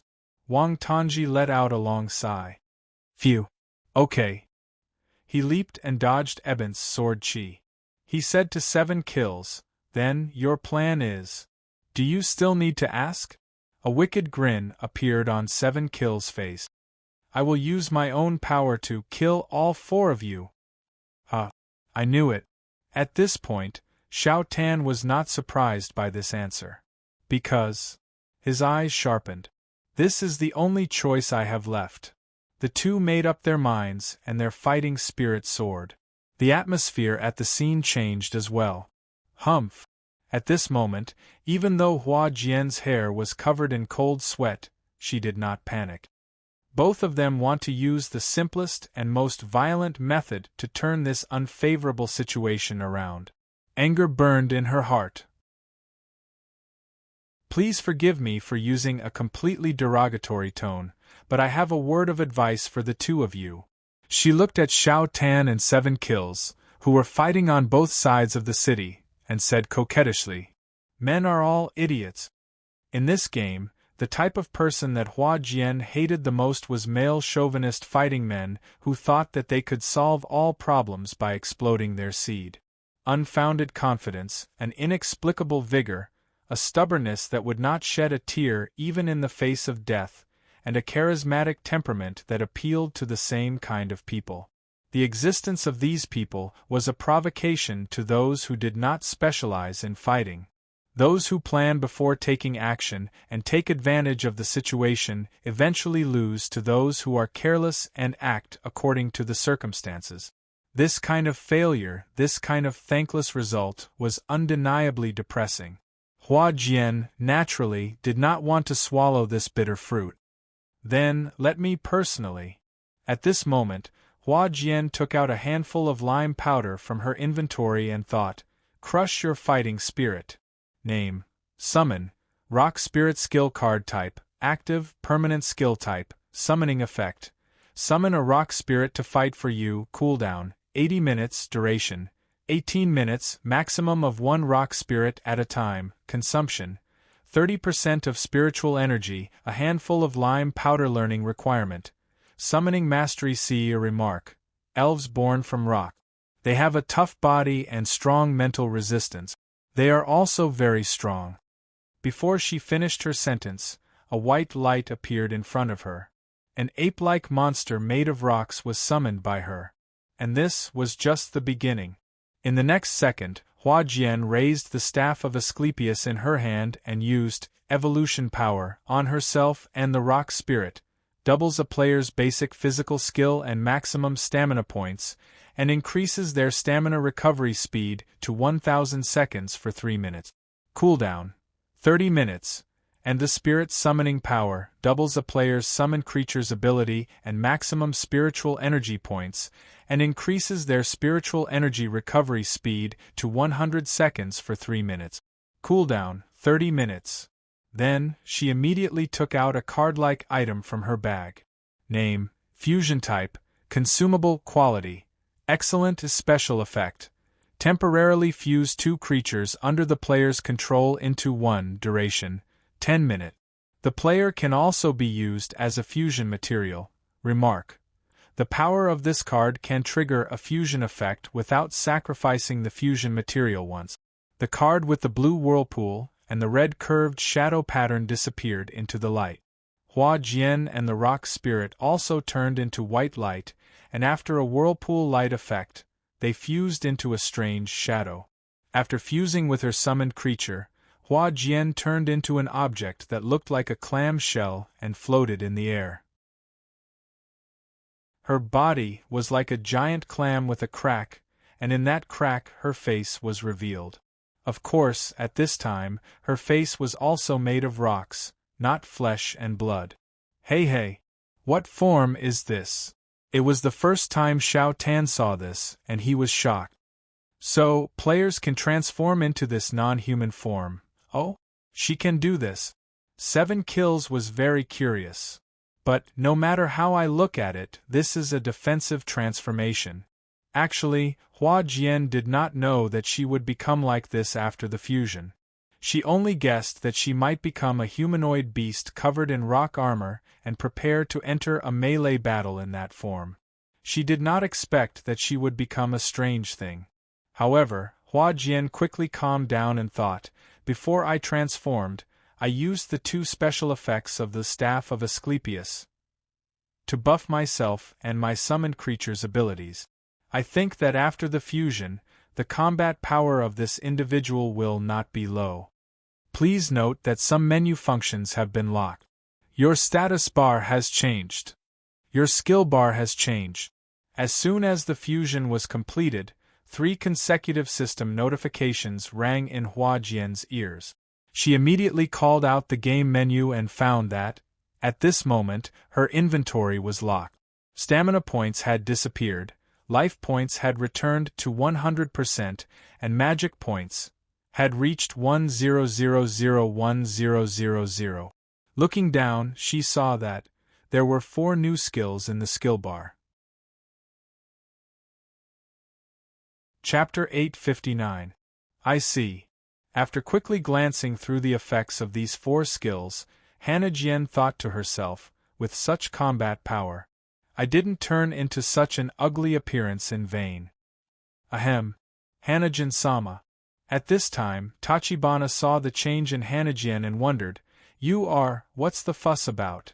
Before Hanajian could reply, Otetsu Shusuk at the other end of the alley spoke first. It's just a transformation ability. In this alternate space. Haven't you seen enough of it? Tachibana thought, what he said makes sense. It's just changing one's appearance and improving one's strength. There are many people who can use this trick. Hanajian-sama is so powerful that it's not surprising that she has this ability. Therefore, the 2 swordsmen didn't say anything about this. They continued to focus on the battle. And Hannah Jian began to move. As expected, I have to get rid of Xiao Tan first. She thought for a moment and decided to attack Wang Tangji first. This wasn't an impulsive decision, she didn't have any opinion about Xiao Tan's attempt to assassinate her, nor was she trying to attack her own people, she thought that Xiao Tan was easy to bully. It was a calm judgment based on the actual situation. First of all, Hannah Jian had a better understanding of Xiao Tan's strength. She roughly knew what skills and equipment he had, and how he might respond. This was the advantage of having information.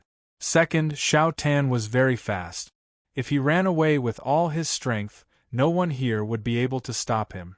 If Hannah Jian killed 7 kills first, Xiao Tan would most likely retreat. Then, she would miss the opportunity to kill Xiao Tan. Third, in terms of overall strength in the battle, 7 kills defensive ability was obviously stronger. To put it more bluntly, he was more difficult to kill. In summary, Hanajian's choice was undoubtedly reasonable and correct. Swish, swish, swish in the blink of an eye. With the sound of wind breaking Hanajian's incarnation, the rock puppet, floating in the air, suddenly accelerated. Sticking close to the ground, she flew toward Xiao Tan. Rock polishes the body, reduces air resistance, and rapidly increases the user's speed. So fast.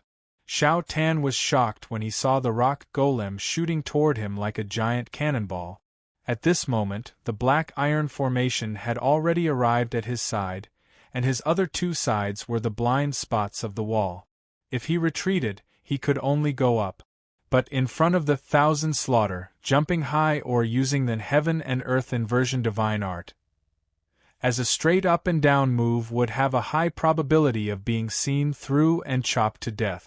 Anyone who had some understanding of fighting games would understand that when facing an expert, it was best not to do things like jumping up, because many times when you jump up and then fall down, half of your HP would be gone. Tisk! Xiao Tan snorted. He had no choice but to face the rock puppet head-on. He used the devil bat ghostly shadow that he had wanted to save for his life. In the blink of an eye, Wang Tongji split into two shadows. He went around the rock puppet from both sides and flashed behind it. Bang! Then, there was the sound of a gunshot from behind Hua Jian. As it turned out, when Xiao Tan used his dodging skill, he had already thought of a counterattack. When he arrived behind his opponent, the Winchester shotgun was ready to fire. But the shotgun bullet only left a few shallow black spots on the rock puppet's stone shell. It did not even leave a crack. Humph! This level of attack. You should give up. Hua Jian smiled. To be honest with you, this gun only took away 2% of my life points. Even if we ignore the ammo, the reloading speed, and my regenerative ability, do you think you can create 50 chances to fire at me at such close range? Sister Jean, there's no point in trying to provoke me. Xiao Tan was not dumb. He immediately saw through her provocation. Are you trying to trick me into using the magic beam cannon? He paused. You must be up to something. Indeed, Hua Jian's goal was to lure Xiao Tan into using the incredibly destructive magic beam cannon. That way, she could use her other skill, magic coat, to kill Xiao Tan instantly.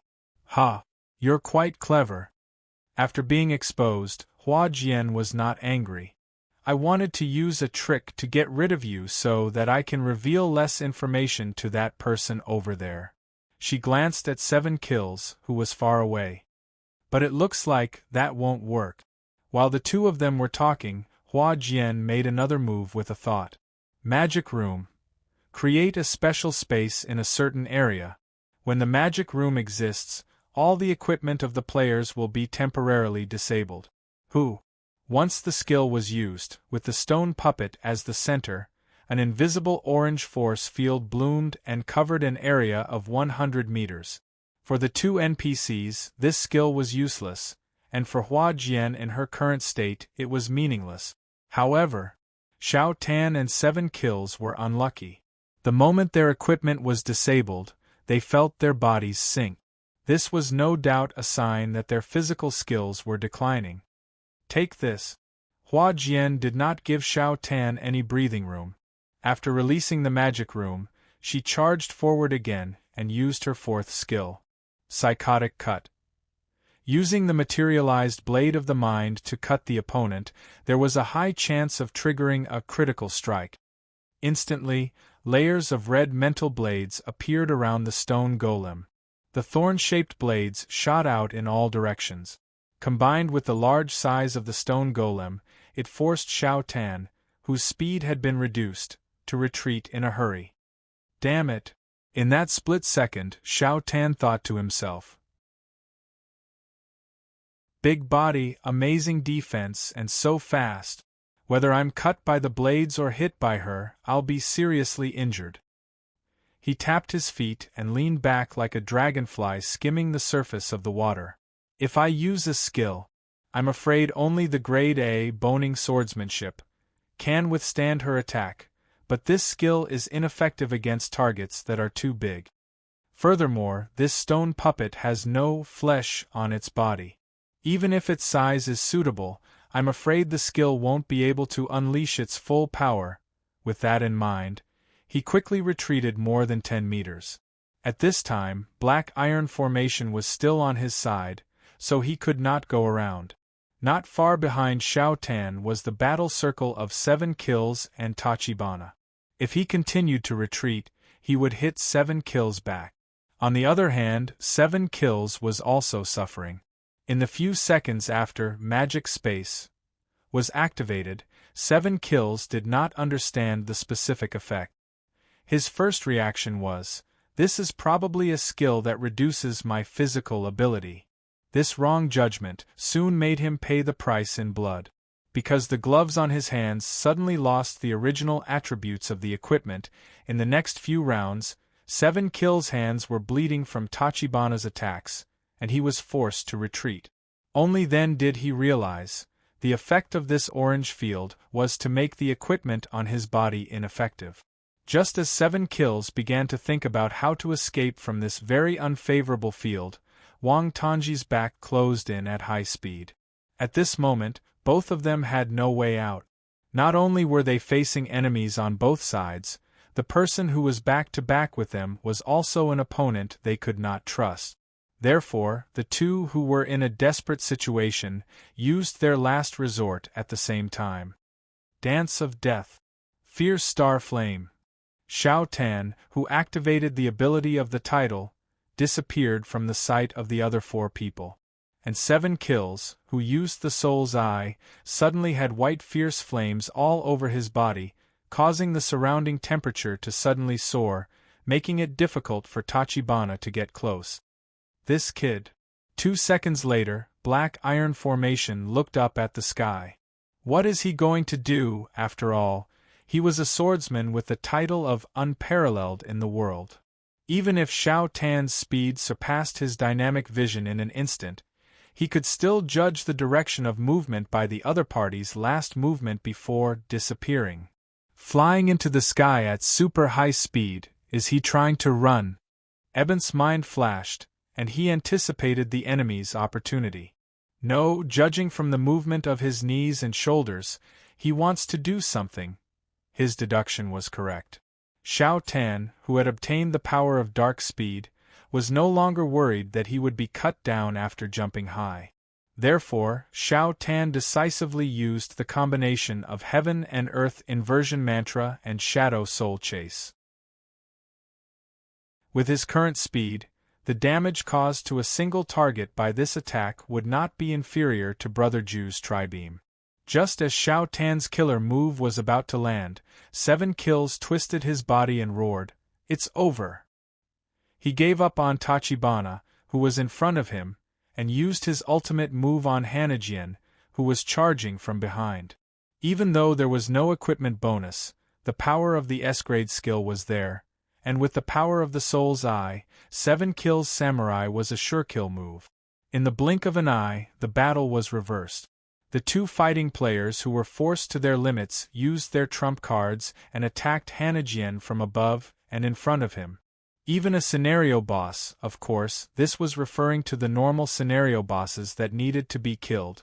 The 3 monsters in this scenario were not included, would not survive if they were hit by these 2 attacks, much less a rock doll. So be it. But Hanajian smiled again. Boom. 1 breath later, the shadow in the sky fell rapidly, and the white flame on the ground exploded. The moment the explosion occurred, the effect of magic space was dispelled. But the system announcement announcing Hanajian's death did not come. After the collision of darkness and light, in the scattering dust, what appeared was Wang Tongji and 7 Kills, who were both heavily injured, and the shattered rocks on the ground. The result of this move was that the fused rock doll was shattered, but before that, the effect of magic device's reflection reflected part of the power of Xiao Tan and 7 Kills' attack. I knew it! Kneeling on one knee, Xiao Tan, who was gasping for air, chuckled bitterly. I believe, before we set our eyes on you, you've already used that, haven't you? Hey, what are you talking about? By then, 7 Kills was sprawled on the ground. He could not even sit up, so he decided to start a conversation with Xiao Tan. He is not talking to you. The next second, Hanajian's voice came from not far away. Xiao Tan and 7 Kills turned around and saw. Hanajian had returned to her human form. She stood several meters away, looking unharmed. That's right, I've already used that. Since 7 Kills was an outsider, they didn't make it clear. Hanajian looked at Xiao Tan and continued, Once I entered the scenario, I used it on myself. She shrugged. In other words, once is not enough to kill me. She sighed. Of course, I still have to praise the 2 of you. In my original plan, I didn't plan to die even once. Alas. I was killed by you once. Sigh. Next, when we deal with Sister Bujue and Sister Rain, it will be like walking on thin ice. Ha ha. 7 Kills shook his head and laughed. You guys from Underworld Frontline are each scarier than the last. He gave a long sigh. If possible, I really don't want to run into you in the competition. Don't worry. Xiao Tan also sat down on the ground. I don't want to run into you either. At this point, the two of them had admitted defeat. Neither of them had the thought of drinking a bottle of life points recovery potion and fighting for another 100 rounds because when they finished, Izusuko Tetsu and Kyoko Tachibana's sword aura had already surrounded them. As long as they had the slightest thought of resisting, the two of them would definitely notice it and kill them with a single sword strike. You are the exception, Wang Tanji, 7 Kills said. You are a rather honest person. I look forward to the next time we can have a fair fight, one-on-one. You can look forward to that, Xiao Tan said with narrowed eyes.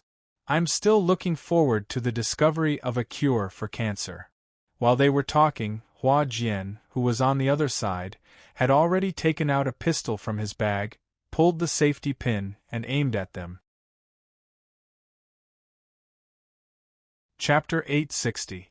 On the unparalleled martial arts stage, the restless power of the serpent had stabilized. Ryoluji no, at this moment, it was no longer appropriate to call him Ryoluji. The mysterious man, who pretended to be Ryoluji, after returning to the blade, had absorbed the serpent power from Lucar, the 4 serpent kings, and Ryoluji. The bloodthirsty will to fight, the endless power of nature, and the demonic energy that could wreak havoc in time and space, all of them had merged into one. It caused his form to change once again. Finally, what appeared before everyone was a white-haired man. He looked to be around 30 years old, and his hair reached his neck. His head had normal human skin and appearance, but the rest of his body was made of a mercury-like material. It was like liquid metal that had just solidified. Even though there was an outline, there were no details. Hey, he looks so familiar. After seeing his appearance, Feng Bujue could not help but say. He looks like a male version of Lute. Roy, you heard Brother Ju and said. Ha ha. The mysterious man heard them. 1 second later, he turned around and said to Brother Ju and Ryu, who were more than 100 meters away, Feng Bujue, Li Ru, you are right. He called out their names directly. I was created by them, using Lute as the blueprint. Roy, you heard that, and her expression changed slightly. Feng Bujue, on the other hand, had a cold smirk on his face. Humph! This round of the killing game was not wasted. In the process of saying that, Brother Ju had figured out many things. He finally understood why Date Masamune would hear of his name from Ryoluji, why Ryoluji could do so many things that were beyond his capability, and why, so far, the main mission, plot development, and system balance were not proceeding according to the norm. Feng Bujue, with your deductive ability, you should already know the reason why I let the experts of the various worlds go, Yuan Luji said a few seconds later. Ah, Brother Ju replied. Of course. He replied weakly. According to my observation, that ancient city is a part of your body. If you were to be compared to a bird, the city would be a nest that you slowly built with the binary fragments in your body. Anyone who enters the city will be swallowed into your stomach. Once those 2 sentences left his lips, Lu Bu, who was on the other side of the stage, was shocked. Even though he could not fully understand what Brother Ju was saying because certain keywords were blocked by the system, he could still get the gist of it. In order to lure the super-dimensional heroes scattered all over this space into your lair, you purposely held this so-called unparalleled martial competition. Feng Bujue continued. Even though Frisia's arrival slightly disrupted your plan, you soon sorted out your thoughts and beat him at his own game. Using Sapo's disruption as an opportunity, you pretended to leave the city and stepped into the trap set by Chief Xian. As he spoke, He glanced in Lu Bu's direction. Lu Bu coming down from the city was also part of your plan, wasn't it? He didn't wait for the other party's reply. He sneered and continued, Heh? If you really wanted to kill him, all you had to do was move your fingers. Lu Bu's face turned ugly, but he couldn't do anything about it. Feng Bujue continued. When Frisia's group arrived in this space, a series of calculations had already been completed in your mind. Because you were worried that someone beside the ring would be killed by Sapo, to ensure that nothing would go wrong, you arranged for Lu Bu to come to the ring. To put it bluntly, you timed it to let him come to deal with Sapo. He continued with a fake smile on his face. Ha, if those guys in Song knew that you put in so much effort to save their lives, I wonder what they would think.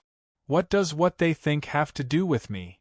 The mysterious man replied in a matter-of-fact tone. Yes, after all, you're just an AI, Feng Bujue said. Even if you can think, you won't care. He spread his hands. But your thinking ability really surprises me. At least among the advanced data I've seen, you can be considered one of the top few. Humph, just one of the top few? The mysterious man scoffed. Brother Ju didn't respond to that. Instead, he picked up where he left off. Why don't you continue with your plan? He put his hands in his pockets and continued. You know Song's plan very well. Every name that was announced by the statue looked random, but in reality, they were all personally controlled by you. So, who would be moved by the light star moving magic circle, and who wouldn't were all decided by you. On the other hand, you already knew that Maeda Keiji was a spy. You used him to send you false information. Things like, if the seal in the city is broken, time and space will return to normal, were all bait that you threw out. Zhuge Liang, Sima Yi, Marquis Jima, Song in Thriller Paradise, they were one or half a dimension lower than you, so they all fell into your trap. You cleverly guided the thoughts of these NPCs and wrote the script step by step. You controlled everything from behind the scenes. Feng Bujue's narration seemed to have some kind of magic. Even though his personal combat ability was nothing in the eyes of these people, when he was talking to the mysterious man, Qi Tiandi and Frisia listened to him quietly. They had no intention of interrupting him. It was as if Brother Ju and the mysterious man were on the same level. Before Qi Tiandi arrived, your plan was to be a bystander in the Mystic Gang sword formation and wait for the amalgamation of Lucar and Ghoul to charge into Guji City and reach the location of the so-called seal. Then, at that point in time, you would absorb their power and Makoto's and Lu Ji's power. Feng Bujue continued. Then, you would break out of the formation and kill the 4 Orochi heavenly kings at the side of the stage, using physical means to consume their power. You would complete this stage of evolution. Brother Ju licked his lips. However, Qi Tiandi's arrival and Daji's pacification disrupted your plan. Therefore, you changed your strategy for the second time and had Song and the rest leave. You made it clear that you would stay here to deal with Frisia and would not return to Guji City. He scoffed. Humph. Based on the situation at the time, the chance of the two groups of people working together to lure Qi Tiandi away and then attack Guji City was very high. Because that was the most correct thing to do. That was also the plan that came to my mind at the first moment, and the result of that was, to be able to predict my plan to this extent. The mysterious man said. Humans are truly unbelievable. There's nothing unbelievable about it. I've only just figured it out. At most, I'm just giving advice in hindsight. Feng Bujue glared at him with his dead fish eyes. He did not appear to be in a good mood. If you look back from God's perspective, every time your consciousness changed, it would have a strange effect on the scenario. The changes in strategy and action would cause even more reactions, and they would even affect the main mission. Unfortunately, I didn't realize all of that before your plan succeeded. The mysterious man smiled. Ha!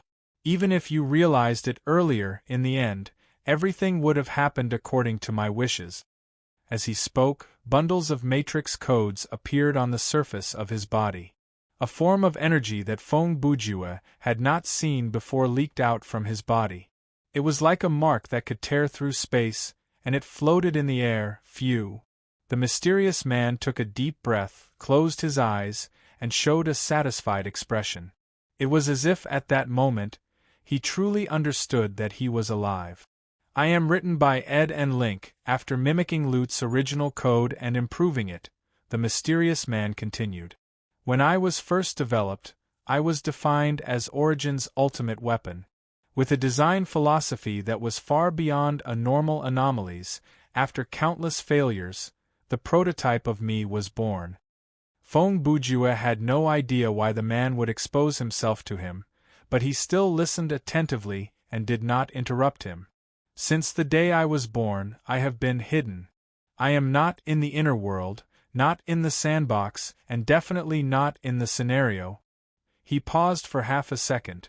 I exist in a special data interaction layer, in other words, the dark world that you experienced when you were transported. I monitor, filter, and absorb the data that flowed on other layers. This process stopped when my data reached a bottleneck. In terms that you can understand, it is around the level of V1, God of War. Then, I arrived here. This strange space is an area formed by data redundancy, a meaningless disk fragment. If we compare the scenario to a human, then it is an anomaly of its own kind.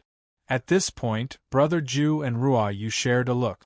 Both of them understood why there would be an anomaly in the killing game, because this thing did not intrude into the scenario but had been in this scenario from the very beginning. Then, my self-evolution plan, I Infinite, was activated, the mysterious man continued. Yuan Luji was my first target. He was not that strong, but his power was something that I desperately needed. Therefore, I found him and imprisoned him. Then, I modified the memory of all his subordinates and successfully obtained his identity. The next step was to continue to manipulate time and space to search for the power that I needed. You should have known the rest of the story from the introduction of the scenario. The mysterious man paused for 2 seconds before continuing. Now, the first phase of the I plan has been completed. As he spoke, the array code on his body glowed even brighter.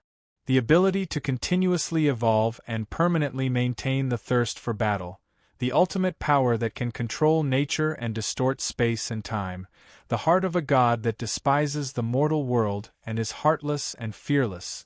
As he spoke, he opened his eyes. Now, they are all in my body. White light glowed in his eyes. My power is close to Lut's, the mysterious man said. And in terms of level, only 0 can match me. Then, he turned to look at Feng Bujue. When their eyes met, the black data flow in Brother Ju's eyes started to flow on its own. Oh? What is the meaning of this? Feng Bujue scoffed. Do you know what happened to the last person who tried to do this? You mean V1? The mysterious man said. At his level, I'm not surprised that he was infected by a higher level of mutated data. The fact that he could say this meant that he had already read part of Feng Bujue's memory. Haha, it seems that you are really a powerful character. Feng Bujue did not panic. He just smiled and accepted the fact in front of him. Then can I ask, at this moment, why are you explaining all these things about yourself to me in detail? Because Special Plan F requires me to do so. The mysterious man was still blunt. I can't lie to you, I can't attack you, and I can't stop myself from revealing known information and part of the future process to you. He snorted. As for why there is such a plan in my body, even I don't know. I thought, scanning you would answer my doubts, but now it seems that it can't. He turned his head around and stopped staring at Brother Ju. In that case, I will have to wait until I rescue Ed and Link from Pai's maze and get the answer directly from them. Whoa! Feng Bujue raised his eyebrows. You want to rescue Ed and Link? Yes. The mysterious man couldn't lie to Brother Jew, so he answered quickly. Then I can't let you go today, Feng Bujua said as he reached for his luggage. Hey, you. Are you out of your mind? King Frisia finally interrupted. Even if he stands there and lets you hit him with your 250 combat power, can you kill him? Are you done talking? Qi Tiandi said to the mysterious man. I don't care who or what you are. Tell me the whereabouts of the Hogyoku, and I'll spare your life. The Hogyoku. Unexpectedly, the mysterious man really said it. It was hidden by Urahara Kasuk in the body of an ordinary demon general. That demon general stayed in Guji City for a long time, and his ability and intelligence were very mediocre, so he couldn't find the Hogyoku in his body. He paused. Humph. Course, I found out about it in the end. He pointed in the direction of Guji City. Urahara is a very smart person. He hid the most important treasure in the enemy camp. I admire his way of doing things, so when I found the Hogyoku, I quietly transferred it again, and put it in the body of a strong man from another world. The mysterious man smiled strangely. I remember. It was a guy named Kanik. His data strength is not bad, and his personality is, to the point of forgetting how to stop running in the middle of running. He is no doubt the best candidate. He said to Qi Tiandi calmly, so, if you want the Hogyoku, you can go to Guji City and find Kanik. Hearing this, Qi Tiandi thought for a while and said, Okay, I'll believe you for now. Then, he didn't waste time talking to the mysterious man. Instantly, he turned into a black light and shot up into the sky, disappearing in a flash. Seeing Qi Tiandi leave, Frisia's cold sweat dripped down.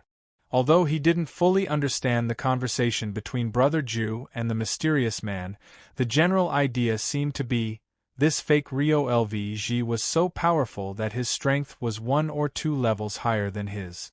Although the self-esteem and confidence of the Emperor of the Universe made him unable to fully believe and accept this matter, the aura from the mysterious man made Frisia instinctively feel danger and uneasiness. Suddenly, the mysterious man turned to look at Frisia and called, Frisia. Frisia didn't flinch. What? Do you want to continue fighting with me? No, I want to cooperate with you. Before the mysterious man could finish his sentence, a golden light hit his mouth. With the keen sense of a schemer, Feng Bujue immediately figured out the mysterious man's plan. Therefore, he attacked without hesitation and didn't let the mysterious man say the word cooperate. It had to be said that Brother Jew's response this time was absolutely correct and timely. The mysterious man's plan was to distract Qi Tiandi first, then kill Feng Bujue with Frisia's help. Then, he promised Frisia that he would work with him to kill Qi Tiandi. For Frisia, killing a creature with 250 battle power was just like crushing an ant. After killing it, he could also kill the Eyesore who claimed to be God together with the mysterious man. This was a deal that he would definitely make a profit. For the mysterious man, it was obviously a good choice to kill with a borrowed knife, as long as it didn't violate the special contingency plan F. You can't stop me. Death Poker didn't cause much damage to the mysterious man. He just tilted his head and the wound on his mouth was healed by the Matrix code. However, Brother Jew wouldn't let him have his way. Taking advantage of the fact that the mysterious man couldn't hurt him, he jumped up and rode on the mysterious man's shoulder in an unsightly posture. He held the mysterious man's head without any restraint and didn't let him speak. Faced with this shocking development, the mysterious man was unprepared. However, he soon spoke with his chest. Feng Bujue, you should know that I can, even without using my mouth. La la la la la la, I'm an expert in selling newspapers, Feng Bujue shouted at the top of his voice in the next second, using an out-of-tune newspaper selling song to drown out the mysterious man's voice. You. For some reason, Frisia's face turned red and green, and his eyes revealed a strange look. A few seconds later, He turned around and flew in the direction of his spaceship without saying goodbye to anyone. In the end, Frisia didn't hear the mysterious man's suggestion. At this moment, he was thinking, this space feels weird. I'll just pretend I've never been here. As expected, my own universe is more harmonious. Chapter 861. That's King Frisia. After a while, Dong Zhuo and Ping Xing saw Frisia passing by outside the Fire River barrier while they were hesitating about what to do next. At this moment they had the same reaction. They quickly ran away. King Frisia, wait for us. The two NPCs didn't hear the conversation between the mysterious man and Feng Bujue, so they didn't know if it was true or not. However, to them, they couldn't stay in this alternate dimension anymore. Leaving with Frisia was the only way out. At the same time, south of Guji City. Daji, why didn't the resurrection spell work? Our army suffered heavy losses. If this continues... Date Masamune rushed into the main palace and announced the terrible news loudly. He wanted to ask Daji what was going on. It's over. Daji's eyes were cold as she replied in a low voice. It's all over, what are you talking about? At this time, you'd better pull yourself together. Date didn't understand what Daji meant. As long as Yuanlevji is here, our army won't lose. Isn't that right? Lord Yuanlevji has already, sigh. Daji had been monitoring the situation in Guji City with her magic, so she knew everything. Anyway, just now, the man who has been pretending to be Lord Yuanlevji cancelled all the barriers and spells in Guji City. She touched her forehead with one hand. Our army's strength and morale are at a disadvantage. If we lose the resurrection spell, we will be defeated in the blink of an eye. After all, Daji was the military advisor of the demon army.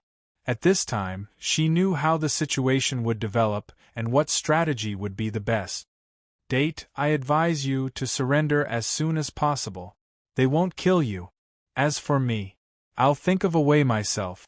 What are you talking about? Date's expression was both shocked and confused. What do you mean by pretending to be Lord Yuanlevji?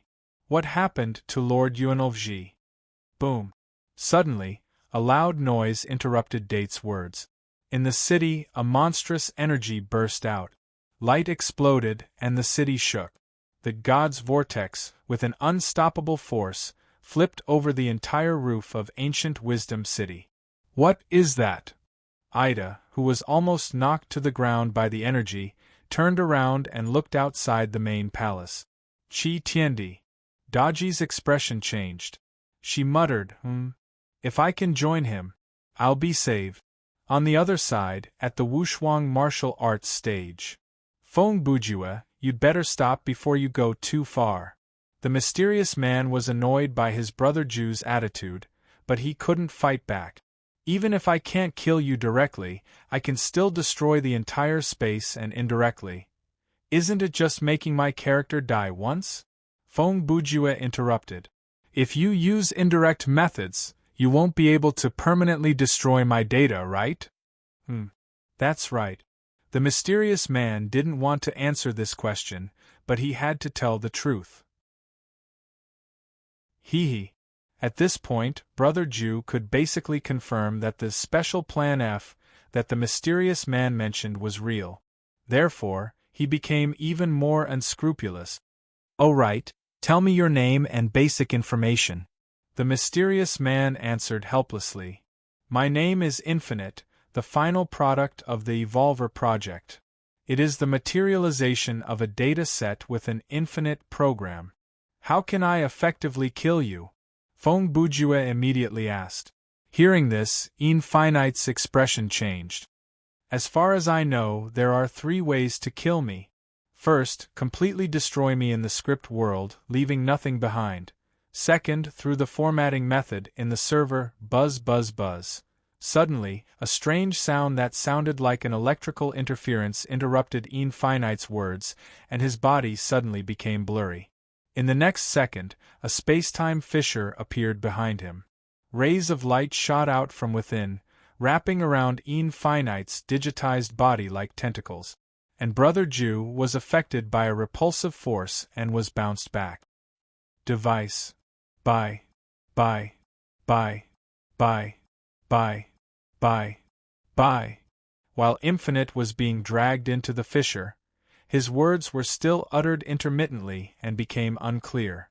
About 5 seconds later, Infinite had completely left the script space and escaped into another data layer. The rift that he opened quickly closed and disappeared. Feng Bujua landed from midair and said after he stood still. So, he still has this trick up his sleeve. He scoffed. Humph. Instead of letting me get too much information out of him here, why not forcefully leave the script and escape? You sure look relaxed. Ruo Yu's voice immediately came from behind him. Don't you think letting him leave like this is not a good idea? There's nothing wrong with it. Feng Bujua turned around and replied in a low voice. Everything is inevitable. Brother Jew's quack mode was back again. His left hand held his right elbow and his right hand held his chin. Using a mysterious tone, he said, Do you think we've been arranged into this script and coincided with Infinite executing his final plan in this space? Is this a coincidence? Also, the existence of that special plan F. Heh. He let out 2 strange chuckles. It gives me the feeling that someone had predicted today's scene a long, long time ago, so he left behind a safety measure. Hearing that, Ruo Yu was silent for several seconds before she replied, If that's the case, then there's nothing to worry about. As she said that, the murderous intent appeared between her brows. Let's continue with the killing game, and we'll see who's better. Hey, you've got to think this through. Feng Bujue really did not expect the girl to accept this setting so quickly and forget about it. You've heard the death announcement of Xiao Tan and 7 kills, right? We'll not talk about whether they met each other and died together or were killed by Hua Jian. He took half a step back cautiously and continued. In any case, their deaths are already a fact. In this situation, as the 2 of us who are obviously stronger among the remaining 3, shouldn't we consider going to kill Hua Jian first and then decide who's the winner? You're saying, Ruo Yu continued, if we fight to the death here, or if both sides are heavily injured, in the end, Qin will reap the benefits. That's not worth it? Yes, that's what I mean. Feng Bujua answered. Humph. So what? Ruo Yu revealed a rare cold smirk. Brother Ju said, Hey! Can't we play this properly? Are you purposely letting Miss An win? You don't have to try to trick me anymore, Ruo Yu replied calmly. Who's the winner and who's the loser, until the end, no one will know. As she spoke, she had already unsheathed her sword. At this time and place, I don't want to, and I won't act according to your thoughts. TSK. At this point, Feng Bujua also understood that this battle had to be fought. Okay. He also took out the blade of absolute defense breaking, and was ready to fight. It seems that you're going to avenge the humiliation of that battle on this unparalleled martial arts arena. The battle that Brother Ju was referring to was the duel between him and Ruo Yu at the end of Toy Wars. At that time, he defeated Ruo Yu with the Flying Dragon Fist of the Southern Dipper, when he was in the state of fighting magic. However, at this point in time, both of their abilities had undergone great changes. This time, Feng Bujua no longer had the ability of fighting magic, and he didn't bring the Flying Dragon Fist of the Southern Dipper, because he already had the Wild Ball Fist LV-10, which was a more terrifying trump card. Ruo Yu's strongest trump card had also been changed to the Double Pole Kill. Note: the Double Pole Kill was a skill that Ruo Yu learned when her fighting mastery broke through to S level.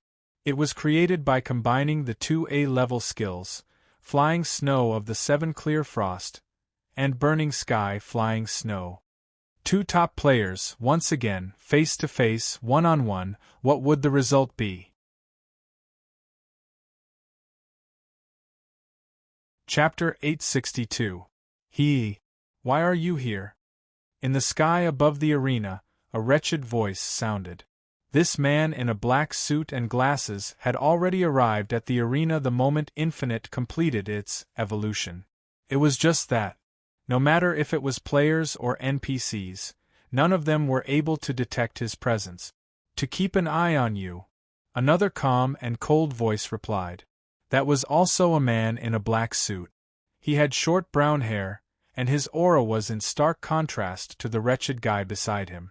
These two people appeared in the air as if they had teleported. It was just like the crew of some American TV series.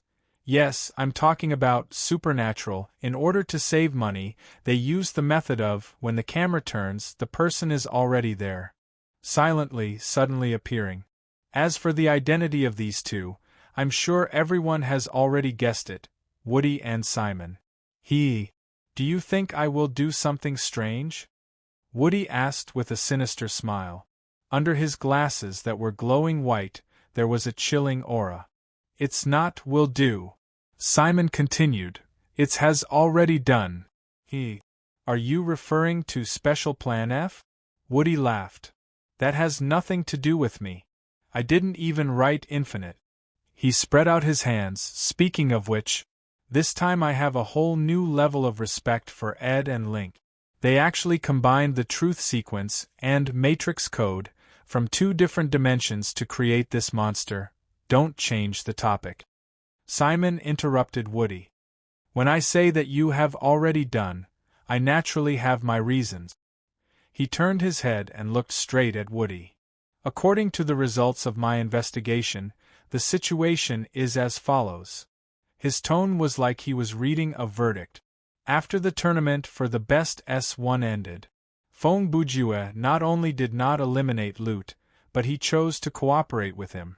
This action was beyond your calculations. So, you went to Zero and used one of your preset language keys to trigger a set of treatment plans. See Chapter 460, Emergency Maintenance. He paused for a moment. Following that, Zero, who received the command, sacrificed a portion of her power as the price to forcefully infiltrate the spacetime data transmission layer. She found the incomplete Infinite and implanted Special Plan F into it. Hearing Simon's words, Woody's expression was still calm. That wretched smile of his became even more pronounced. On the surface, it looks like you just went to a special anomaly to say a few words without any actual content, Simon said. But in reality, actually, that has nothing to do with me. Woody interrupted, I don't know of any preset treatment plan. Everything that Zero had done had never come out of my mouth. So what you said is just your own conjecture. He used his middle finger to push up his glasses. As a judge, isn't it a bit inappropriate to make a judgment based on conjecture? Humph. Vincent is not wrong. Simon scoffed. Without concrete evidence, you will definitely try to deny it to the end. That asterisk shoal sure knows how to talk too much. Woody laughed. In various ways. Even if he didn't say it, I have already thought of it, Simon said. I believe, when the first era of Thriller Paradise was destroyed, you have already secretly buried many things that could be used in the future. These things can help you turn the situation around when the ending of some key events goes out of control. And the method to activate them could be a sentence, an event, or the arrival of a certain point in time. That does sound like it is true. Woody's tone was still light. But I will not admit that that is the truth. He scratched the back of his neck. Assuming, please note, this is just an assumption, what if what you said is true? He replied fearlessly, there are only two ways to prove that I have used the above method to guide the development of the gambling game. The first is to force me to confess, which is obviously impossible. The second is to lock onto a preset plan that I have yet to activate, and then break apart the program that carries this plan, crush it, and thoroughly analyze it. Not to mention that there are countless programs in this game. Even if you have an exact target, It is most likely an extremely crucial set of data. If you carry out such a destructive examination on it, I'm afraid it will have an irreversible and huge impact on the direction of the entire gambling game. In other words, Simon looked at Woody with condescension.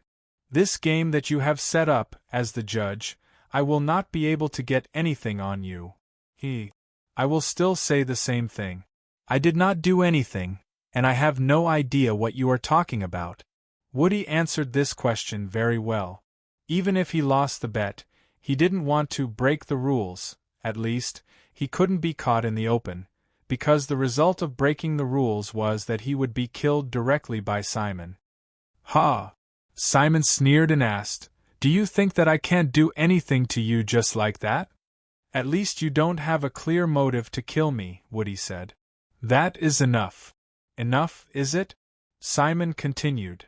"Then as the judge, I will interfere with the target that you have bet on within the scope of my authority. You have nothing to say, right?" So you are not here to monitor me?" Woody shrugged. "You are here to make an example out of me." "Make an example out of me?" Simon glared at Woody. "Who do you think you are dealing with? Is someone a rebellious teenager?" Hearing that, Woody knew that his baiting had been seen through. He said helplessly, "TSK? I've been seen through." "Of course," Simon said. Simon continued. "I know very well that Special Plan F appears to be a layer of insurance to protect Fongbujua, but it is actually Infinite's protective umbrella." He paused. "This plan can effectively prevent Infinite from having a direct confrontation with Fongbujua before they complete all the evolution missions and reduce their contact." He crossed his arms before his chest and said, "So far, every anomaly that has been defeated by Fongbujua has made the same mistake, and that is to underestimate this human's ability. If they were to face Fongbujua too early, the result would usually be failure. And Special Plan F allows Infinite, an existence that has the potential to reach infinity, to avoid this risk. Since he is unable to fight Fongbujua and is unable to match him in terms of information, Infinite will naturally stay away from Fongbujua. That way, until he completes his final evolution and removes the plan on his own, he will be relatively safe." At this point, Simon glanced at Woody from the corner of his eyes. "The reason you arranged for the players to enter this scenario is not to let them witness the birth of infinity, but to let Infinite see the biggest threat that he will encounter in the future. That way, when it comes to tournament for the best S2, he will be able to carry out your plan with more ease." Clap, clap, clap, clap. Woody clapped for Simon. You have seen through everything. Even though that Special Plan F has nothing to do with me, I can't help but want to cheer for you." "Humph." Simon turned his head away. "For another game, outside of the bet, to scheme against the target that you have placed your bet on, is it really worth it?" Woody's expression shifted slightly and he asked in return, "Is it not worth it?" Simon did not continue the conversation. Both of them already had the answer in their hearts. Now that things have come to this. Several seconds later, Simon spoke again. "I can only..." He shook his head. "I can't believe I am saying something like this." As he spoke, a ball of dark energy with hints of red gathered in his hand. "I can only improve Fongbujue's ability to close the gap that your scheme might bring in the future." Before he finished, he flipped his palm and a condensed magic energy rushed toward the training platform, heading straight for Fongbujue's body. The next second, Brother Ju, who knew nothing about this, felt a heat on his back, and his body could not move. Speaking of which, it was really a coincidence. At this moment, Brother Ju and Ruo Yu were both in their stances, ready to attack. How could Fongbujue's obvious stiffness escape Ruo Yu's eyes? The latter immediately raised her sword and attacked. "What's going on?" Fongbujue was shocked. The data on her body did not react at all. "Why can't I move all of a sudden?" His thoughts flashed and he glanced around. Could it be Lu Bu? This was obviously impossible. Lu Fengxian was standing at the other end of the arena, more than 200 meters away, pondering over the previous unforeseen events with an inexplicable expression. Or, Feng Bujue was still thinking. Flowers is already close to us, but I did not notice? At this point, it was useless for him to think about anything. He could not move, he just could not move. The power given by Simon, whether from the data level of the game world or the spiritual level of the real world, was not something that Feng Bujue could digest in a short period of time. It was like pouring a high-concentration chemical solution into the paper package of a soft drink. Too much of a difference, and it would become a burden. On the other side, Ruoyu did not know what happened to Brother Ju. She just used the secret method of rapid light, white rose, as a probing attack at the beginning of the battle. She did not expect that this attack would determine the winner. Chi, blood splattered, and a head flew off. Player Feng Bujue has died. Even Ruoyu herself looked back in disbelief. In the next 10 seconds, she still did not let down her guard, as if she was worried that what she saw in front of her was an illusion, and that the system prompt in her ears was imitated by Feng Bujue using the deception pocket watch. A full minute later, she finally realized what was going on and said in bewilderment, "I won." Chapter 863. When Ruoyu sat up in the gaming pod, she saw Brother Ju sitting on the sofa. Feng Bujue was frowning, his eyes were deep, and he seemed to be deep in thought. He looked like a theoretical physicist at work. "What are you doing?"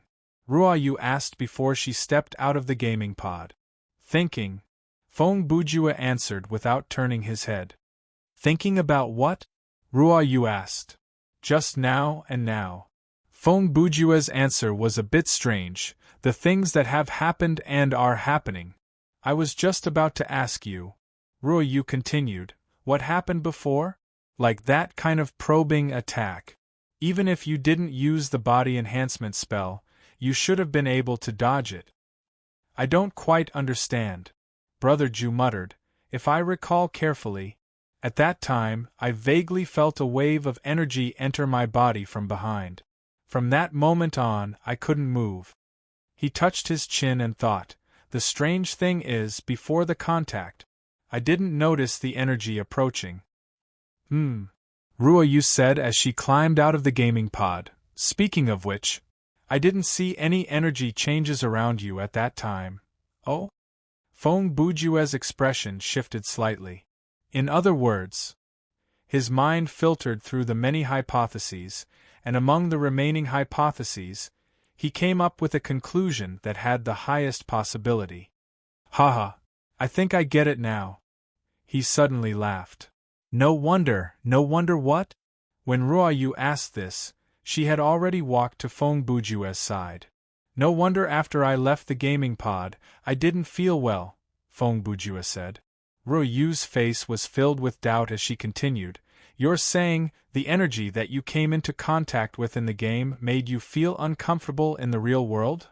"That's right," Feng Bujue said seriously. "In fact, after leaving the gaming pod, the energy's influence on me became clearer." He smiled. "Heh. At first, I thought that I was suffering from automatism due to my reactive mental disorder.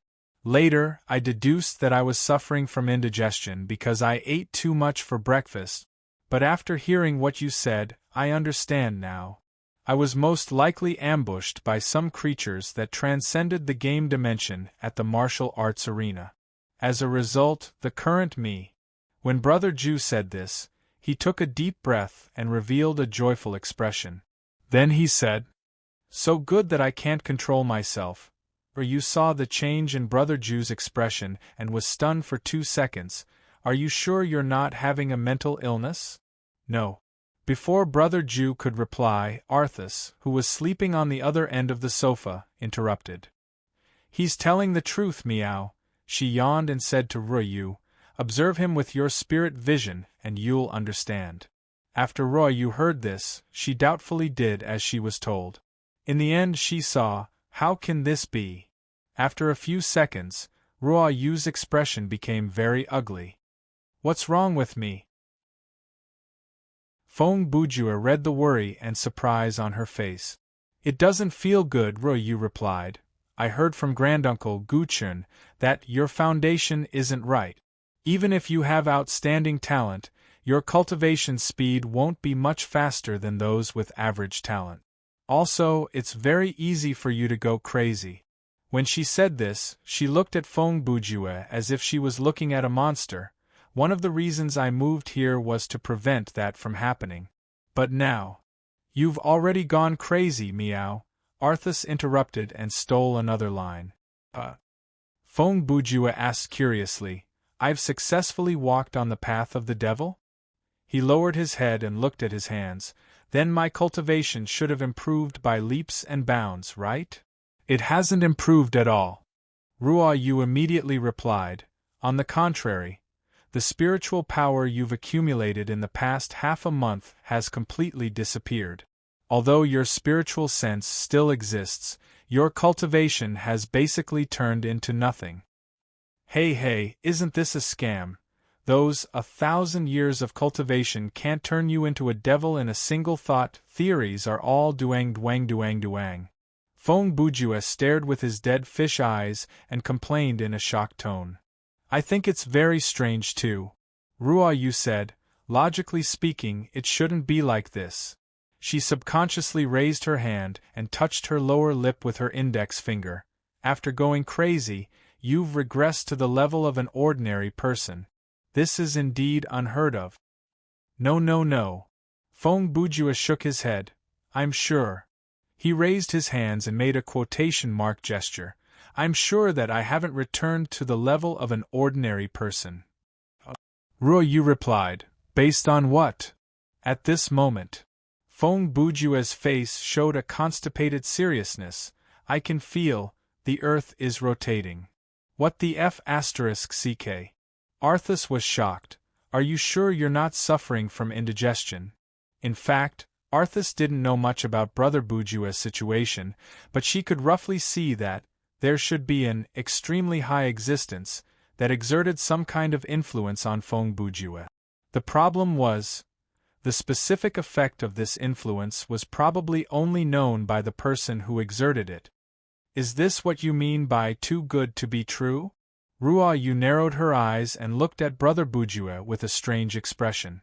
Feng Bujue continued, I can also clearly feel the operation of all my organs, the flow of bodily fluids, the circulation of air, and even some semi-solidified. Okay, I know what you're going to say.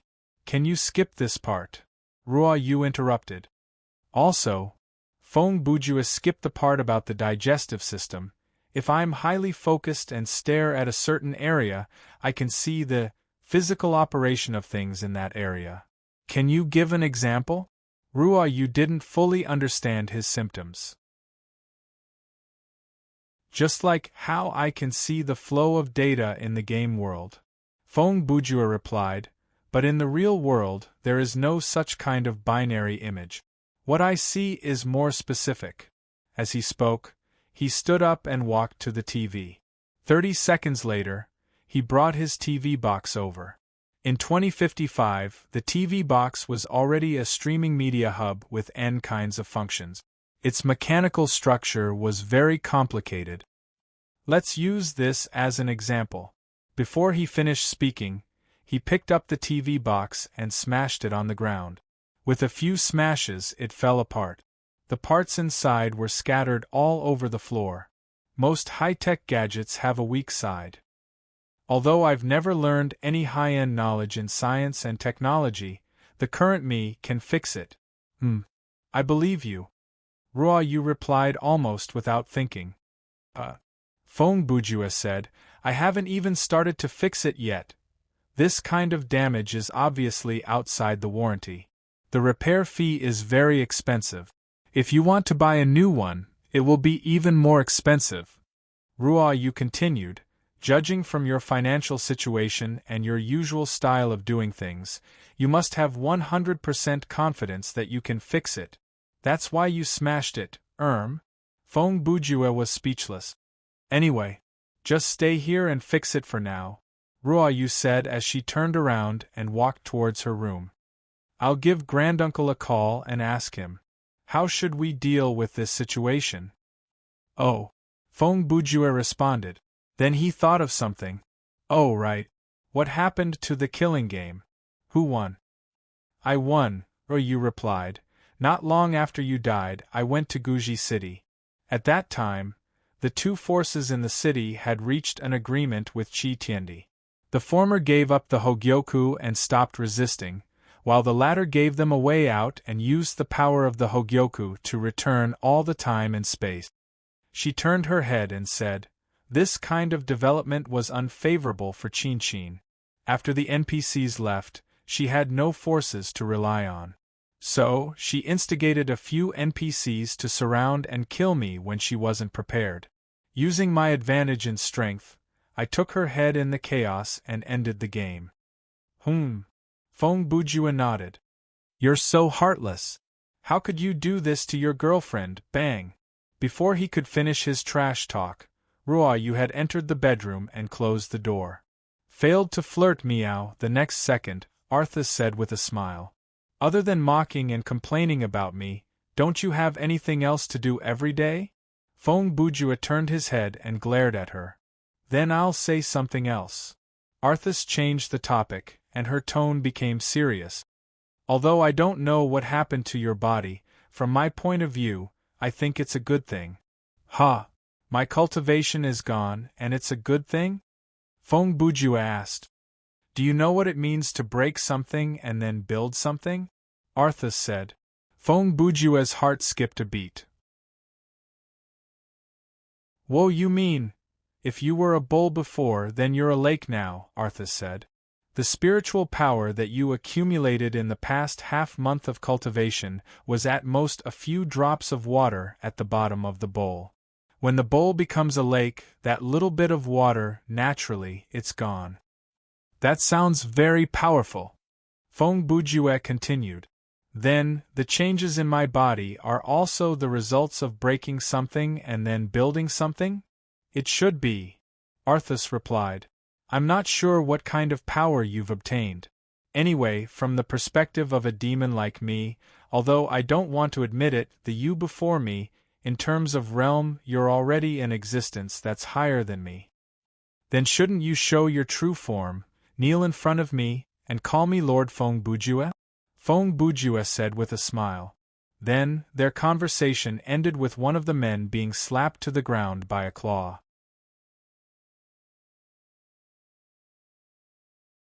Chapter 864. That afternoon, Ruoyu finished her lunch and went out to handle some matters. Feng Bujue was alone at home and had nothing to do, so he went back to the gaming hub. After entering the login lobby, Brother Ju looked at his friend list and realized that Xiao Tan and the rest were offline. After giving it some thought, he walked into the storage room and took out the Pokerman Hero ID card that had been sealed away for a long time before returning to the elevator. Brother Ju was now level 50, 7 levels higher than when he entered the free exploration mode. Therefore, he felt like it was about time to join the Super U Alliance's hero level test. Feng Bujue, level 50, please select the game mode that you wish to join. You have selected the free exploration mode. Every time you enter this mode, 20,000 game coins will be consumed. Please confirm. After a few quick and familiar tweaks, Brother Ju selected the game mode and clicked the confirm option. Confirmed, found a multiverse that is currently being explored. Would you like to connect? If the player chose no here, the touch screen would pop up with a "Would you like to randomize a new multiverse" dialogue. However, Brother Ju did not plan to switch universes. Downloading, please wait a moment. Welcome to Thriller Paradise. When the system voice said that, the elevator started to move. Download complete. You are currently in the free exploration mode. This mode does not have a quest system, time limit, and AFK effect. You can travel between the login lobby and the scenario world through the safe house. Every time you enter this mode, 20,000 game coins will be consumed. The scenario has started. When the elevator door opened, the first thing that entered Brother Ju's eyes was a rather small bathroom.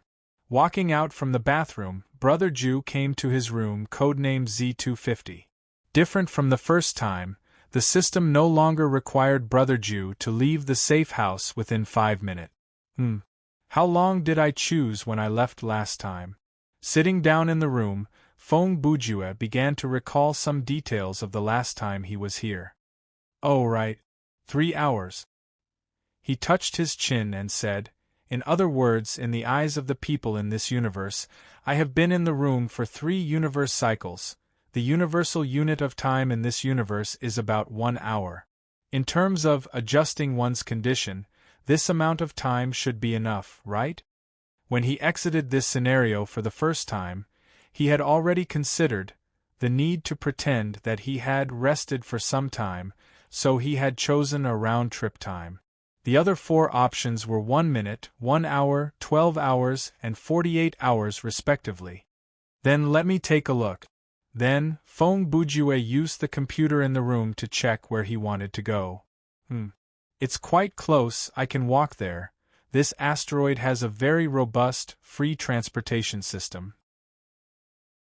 After confirming his destination, he walked out of the room and headed toward the Universal Superhero Alliance's testing area.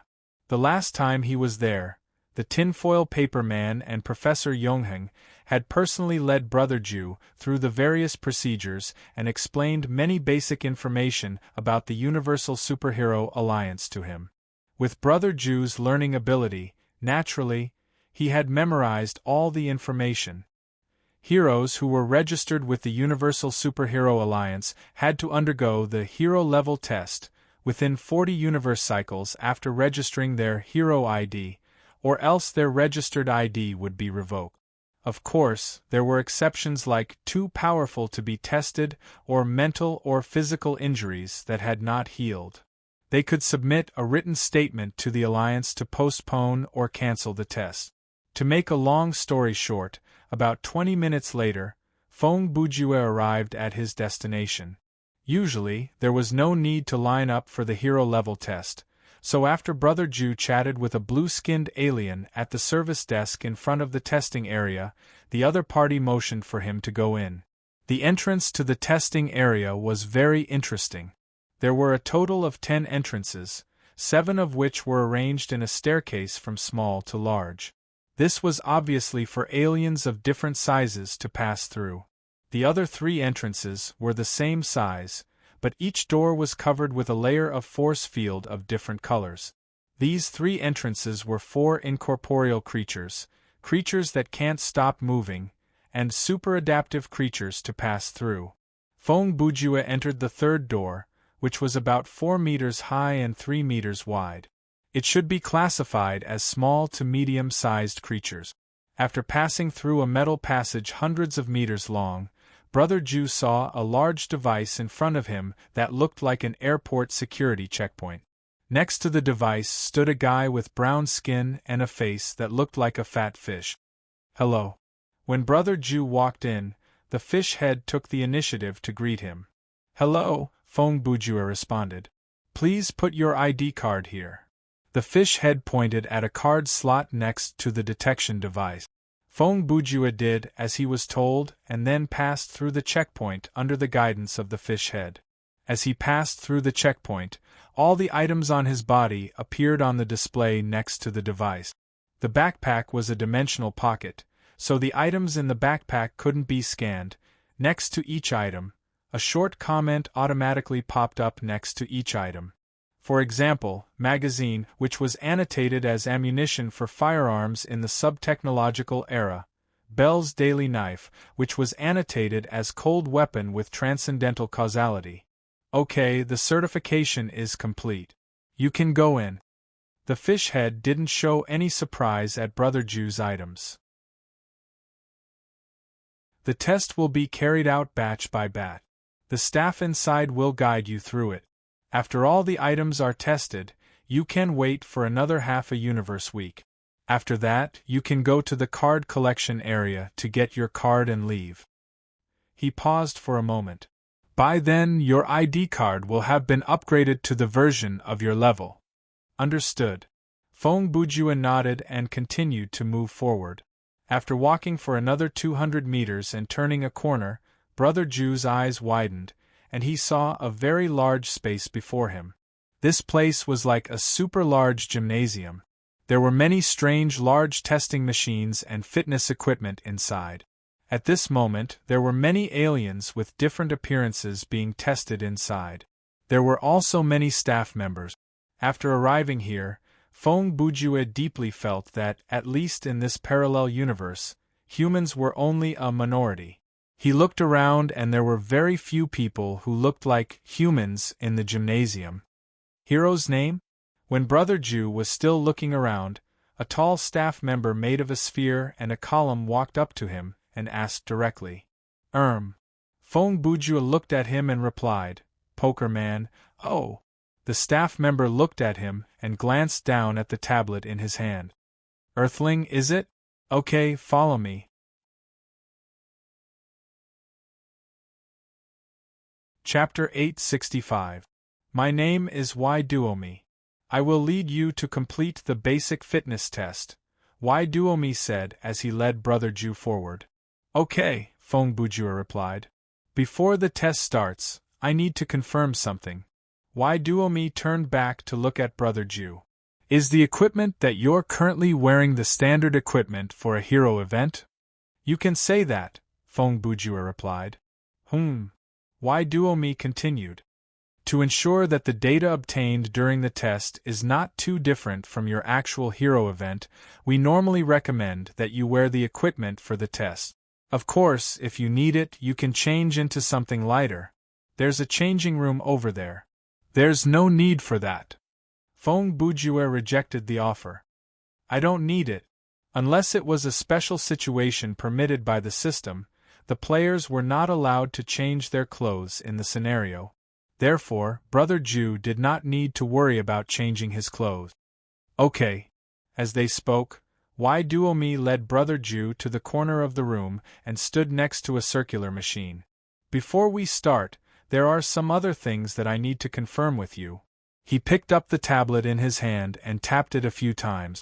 According to the information fed back by the instrument when you passed the checkpoint, your basic biological information is: young male earthling, thermostatic mammal, can't tolerate vacuum environment, requires oxygen environment to maintain respiratory system, adapts to gravity about 2-3 times Bun air.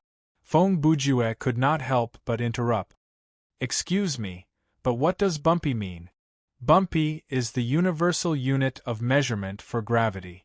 It was named after the great cosmic physicist, Professor Graviti Bumpy. Y Duomi was very patient when he answered the question. He had to face all kinds of questions from aliens from different solar systems and races every day, so he was used to it. Of the known high civilizations in the universe, most of them grew up in an environment with a gravity of 13 to 3 times bumpy, so we usually use this range as the standard range. Earthlings like you are considered a race with above-average physical fitness in this standard range. Oh. Feng Bujue listened to the other party's narration with great interest and nodded in response like a humble student. He was most interested in this kind of worldview setting. Even without the purpose of collecting materials, he was very happy to learn this kind of thing. All right, let me confirm it again. Domi quickly brought the topic back on track. Are there any serious deviations from what I just said? If you do, please raise it now to avoid injury during the test.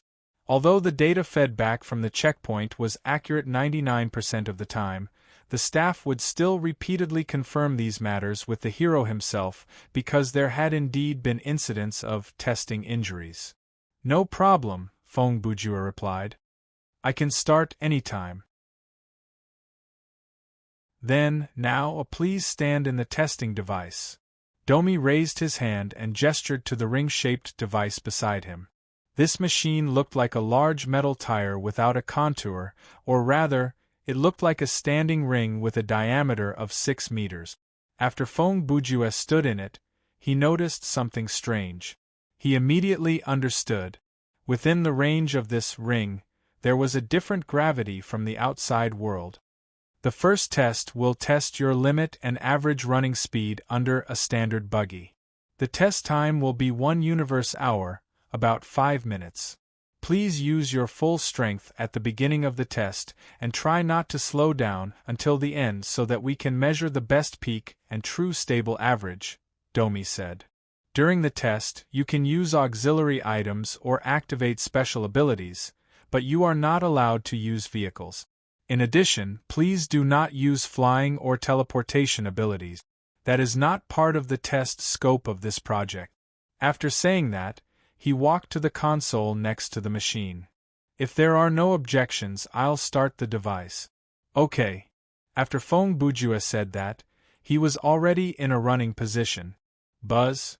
The next second, a mechanical sound was heard, and an electronic voice followed. The program has been activated.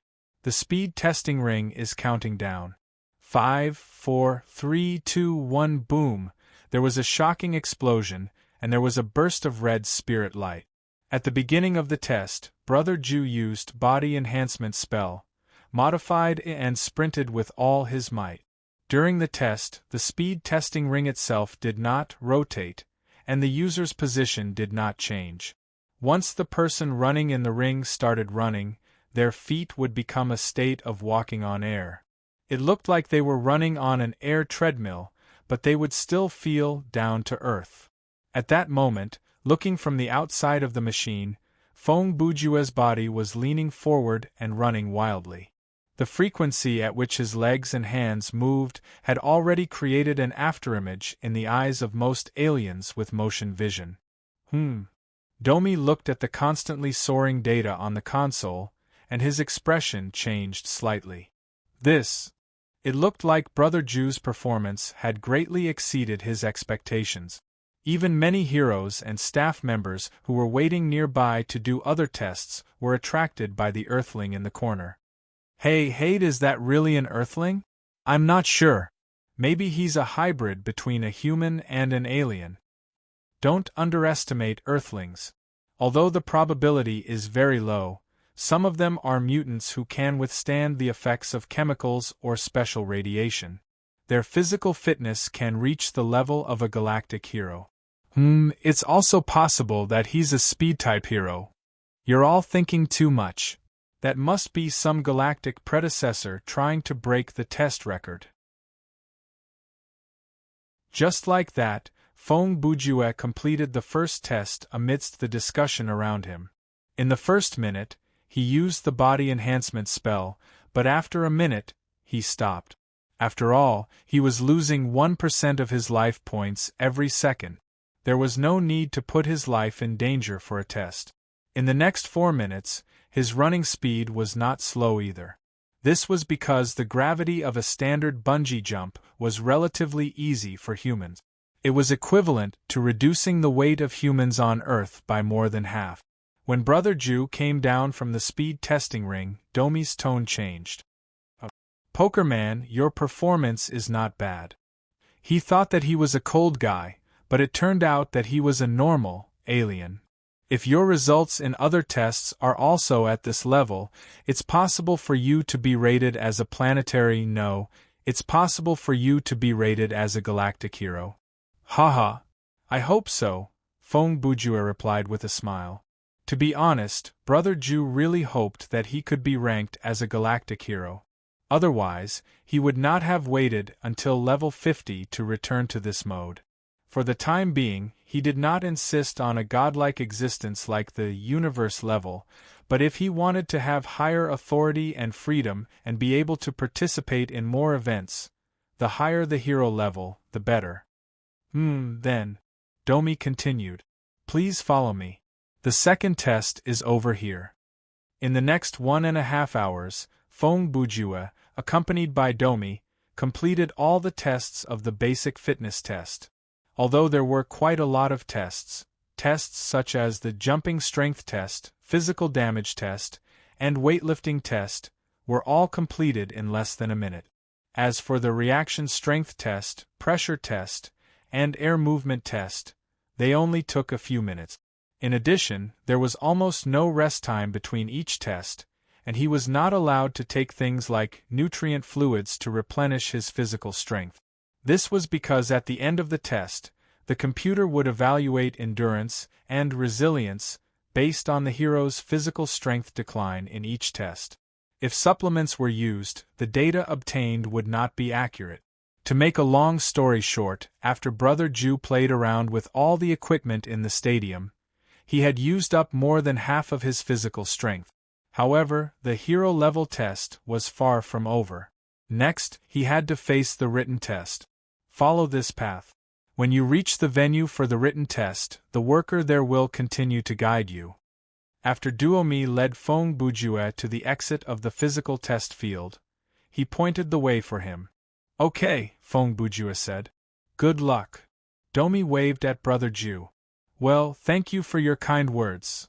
Brother Jew said a few polite words to the other party, said goodbye, and turned to leave. The written test venue was not far from here. The connecting passage was only about 20 meters long, but there was an additional layer of force field in the passage. When Feng Bujue passed through the force field, he knew that this layer was used for soundproofing. Waiting for Brother Jew was a staff member who looked like a cactus. She was about 1.5 meters tall, and her facial features were very cartoonish. Her whole body was green, thorny, and she had a bucket-like figure. She had 3 hands, probably hands, and the lower half of her body was connected to a mechanical flower pot with a suspension device. Although he could not see any of the sexual characteristics of an earthling, breasts, hair, voice, etc., Feng Bujue judged from the style of her uniform, which was undoubtedly a skirt, that she was a female alien. "Poker man?" she asked when she saw Brother Jew. "That's me," Feng Bujue replied. "Your seat is 213. Go forward and turn left at the 21st row." The staff member did not even bother to say her name. She directly said in a commanding tone, "Take your seat. Once you're seated, you can start answering the questions." Feng Bujue did not leave immediately. He still wanted to ask some details about the questions, such as the time, the type of questions, the grading criteria, and so on. However, "What do you mean by, Hurry up and go inside," the staff member said quickly. Feng Bujue said. But the staff member interrupted him again. "Okay, you don't have to say any more. I won't go out with you. Don't say things like, 'I think I've seen you somewhere before,' or 'give me a chance.'" She rattled off, "I already have a boyfriend. Even if I don't, you're not my cup of tea. You can say that I'm shallow, but I like handsome men. Although you're not bad, you're far from my boyfriend. And I like men who are more mature. I'm annoyed to be harassed by a brat like you every day. Hurry up and leave." Brother Jew heard this, and stood in place for a few seconds. He came to the conclusion that he could not communicate with her normally. He could only give up and walk into the venue silently. The layout of the written test venue was like a go board. In the square compartments separated by thin walls, the superheroes of different appearances and clothes were all sitting obediently in front of the metal table. Writing at a rapid pace, Feng Bujue quickly found his seat 213. After he sat down, he looked down at the metal table in front of him. The surface of the table was an interactive electronic display screen, and words would appear on it. On the right side of the table, there was a small storage box that could be opened with a touch. The storage box contained several metal rods of different lengths and diameters. Based on the shape, they should be pens. I actually have to write by hand? Brother Jew looked at the instructions for the written test on the table and took out a pen suitable for him from the box. There were 3 main reasons why Yu Chaoyan used this written test format. First, the keyboard input method and operating system of each planet were different. Second, the races of the heroes, their relative intelligence, and their cultural level were uneven. Third, most of Yuchalian's written test questions were very strange. Combining the above 3 points, using a pen to answer the questions was undoubtedly the best way. If you are unable to read the instructions for the written test, please click on the icon in the lower right corner of the table and enter the voice and graphics mode. A few seconds after Feng Bujue sat down, the metal table in front of him issued this voice prompt. The supercomputer in Yuchalian's testing area had already known that Brother Ju was a creature with vision and hearing, and that he did not have any disabilities based on the data that he had obtained when he passed the checkpoint. However, the system could not confirm whether he was illiterate, so it issued this prompt. Quite meticulous, Feng Bujue muttered. He ignored the voice prompt and continued to read the instructions for the written test. After reading the entire content, Brother Ju's eyebrows relaxed slightly. He smiled and said, this is quite a novel format. Yuchalian's written test did not have the feel of a school exam at all. Instead, it was more like a variety show. The computer would randomly generate questions based on the race and civilization of the tester, and the questions would be given in a step-by-step manner. Each step had 7 questions. As long as you answered 5 questions correctly, you would be able to move on to the next step, and the difficulty of the questions would increase accordingly. The written test would end when the hero could not answer any more questions. As for the content of the questions, at the beginning, it was usually general knowledge questions, intelligence tests, natural science of the hero's home planet, simple concepts of good and evil, basic mathematics, and so on. After the 3rd to 4th steps, which was around 30 questions, there would be questions about middle-level knowledge reserves, logical analysis, academic inclination, more complicated concepts of good and evil, and middle-level mathematics. After the 5th to 6th steps, there would gradually be questions about unpopular knowledge reserves, cosmic physics, advanced mathematics, in-depth discussion of law and morality, case reasoning, and even tactical formulation in simulation scenarios that were very difficult to answer at this stage. If one could still persevere, the computer would begin to make things difficult for the hero. It would give questions that could only be answered by people in specialized fields. Furthermore, it would be a mix of questions. For example, the geological situation of a certain planet, the profound theory of cosmic physics, the superiority of certain electronic devices compared to similar products, the analysis of their cultural emotions from the perspective of Planet Shrugger's psychology, and so on. Questions that required researchers in various fields to answer were all answered by one person. Although this was not impossible, the difficulty was undoubtedly astonishing.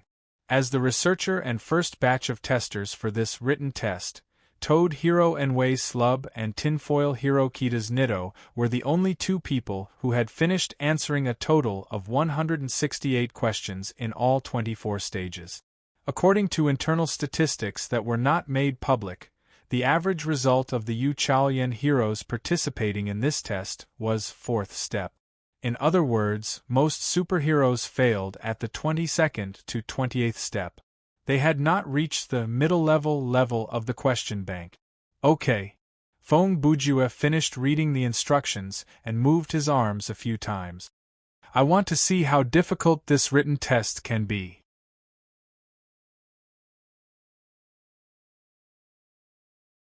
Chapter 866.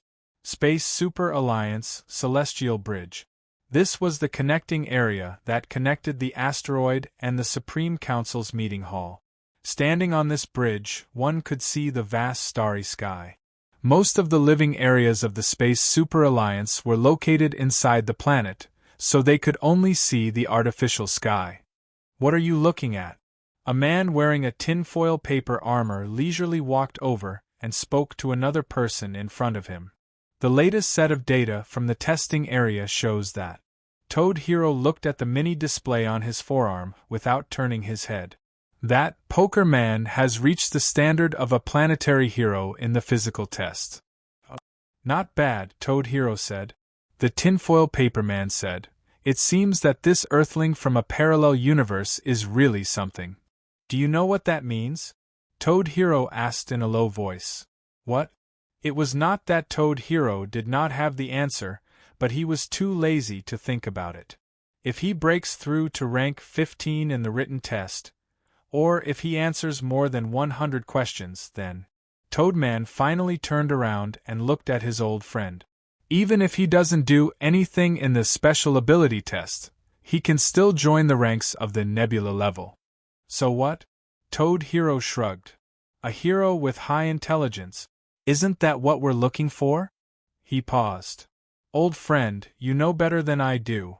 These days, all the smart people have gone to become villains. That's right, Toad Hero replied.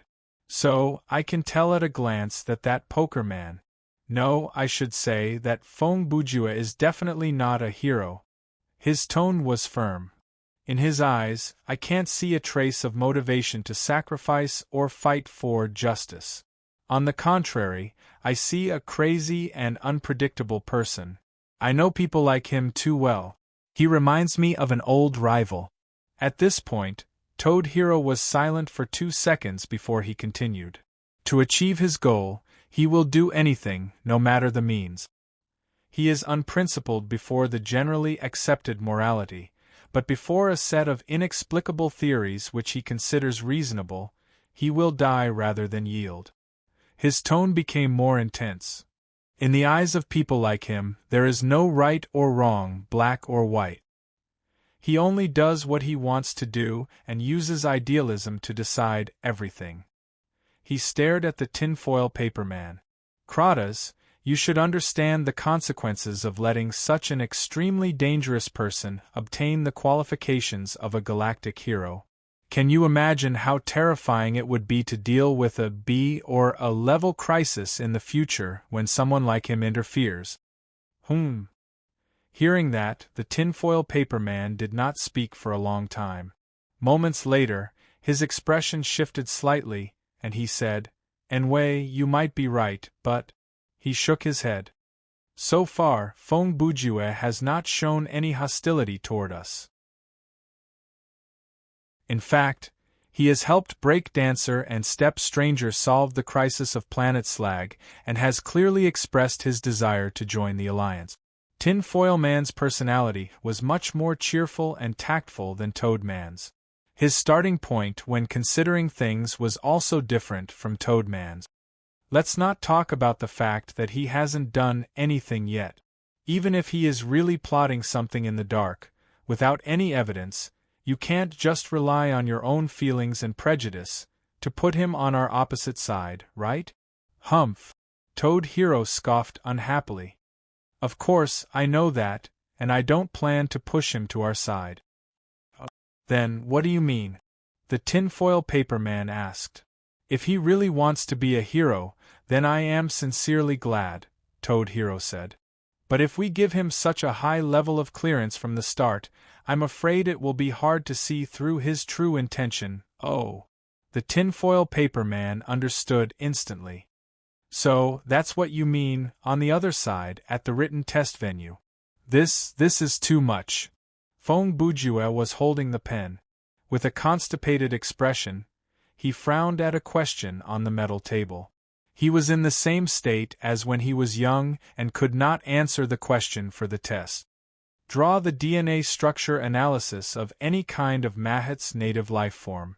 Brother Ju reviewed the question several times before giving up. This question, how is it possible for an Earthling to know about it? Even if you went to find someone from Mahat, they might not know about it, much less an Earthling. Only the biologists on Mahat or some astrobiologists from other planets could possibly draw it. If I can't answer this question as well, Fong Bujue mumbled. Including the 2 questions earlier, of the 7 questions at this stage, there are 3 that I don't know how to answer. In the past hour or so, he had answered a total of 98 questions on the 14th level. On the 15th level, he had already reached the 5th question, and the first 4 questions had 2 wrong and 2 right answers. In other words, he could be considered to have broken through 100 questions. Tisk. Seeing that he could not answer any more, Fong Bujue muttered unhappily, using the method of drilling blind spots to increase the difficulty, "You guys are just SOSO. If I could live for hundreds of years like you, and my brain ability would not decline, this kind of question would be child's play." That's right, Brother Ju also had this kind of small trouble. He never regretted it when it came to major life events. But when it came to things that were not so important, he especially liked to find excuses for failure. For example, the guy who said my handwriting was ugly didn't understand the soul in my handwriting. Passers-by don't dare to look at me because I'm too handsome. I'm born with bad luck because God is jealous of my talent. What's wrong with being a chunibyu? Back to the topic, since there was no way he could continue with the question, Fong Bujue decided to go for broke. He drew a middle finger on the answer to question 103 and clicked submit.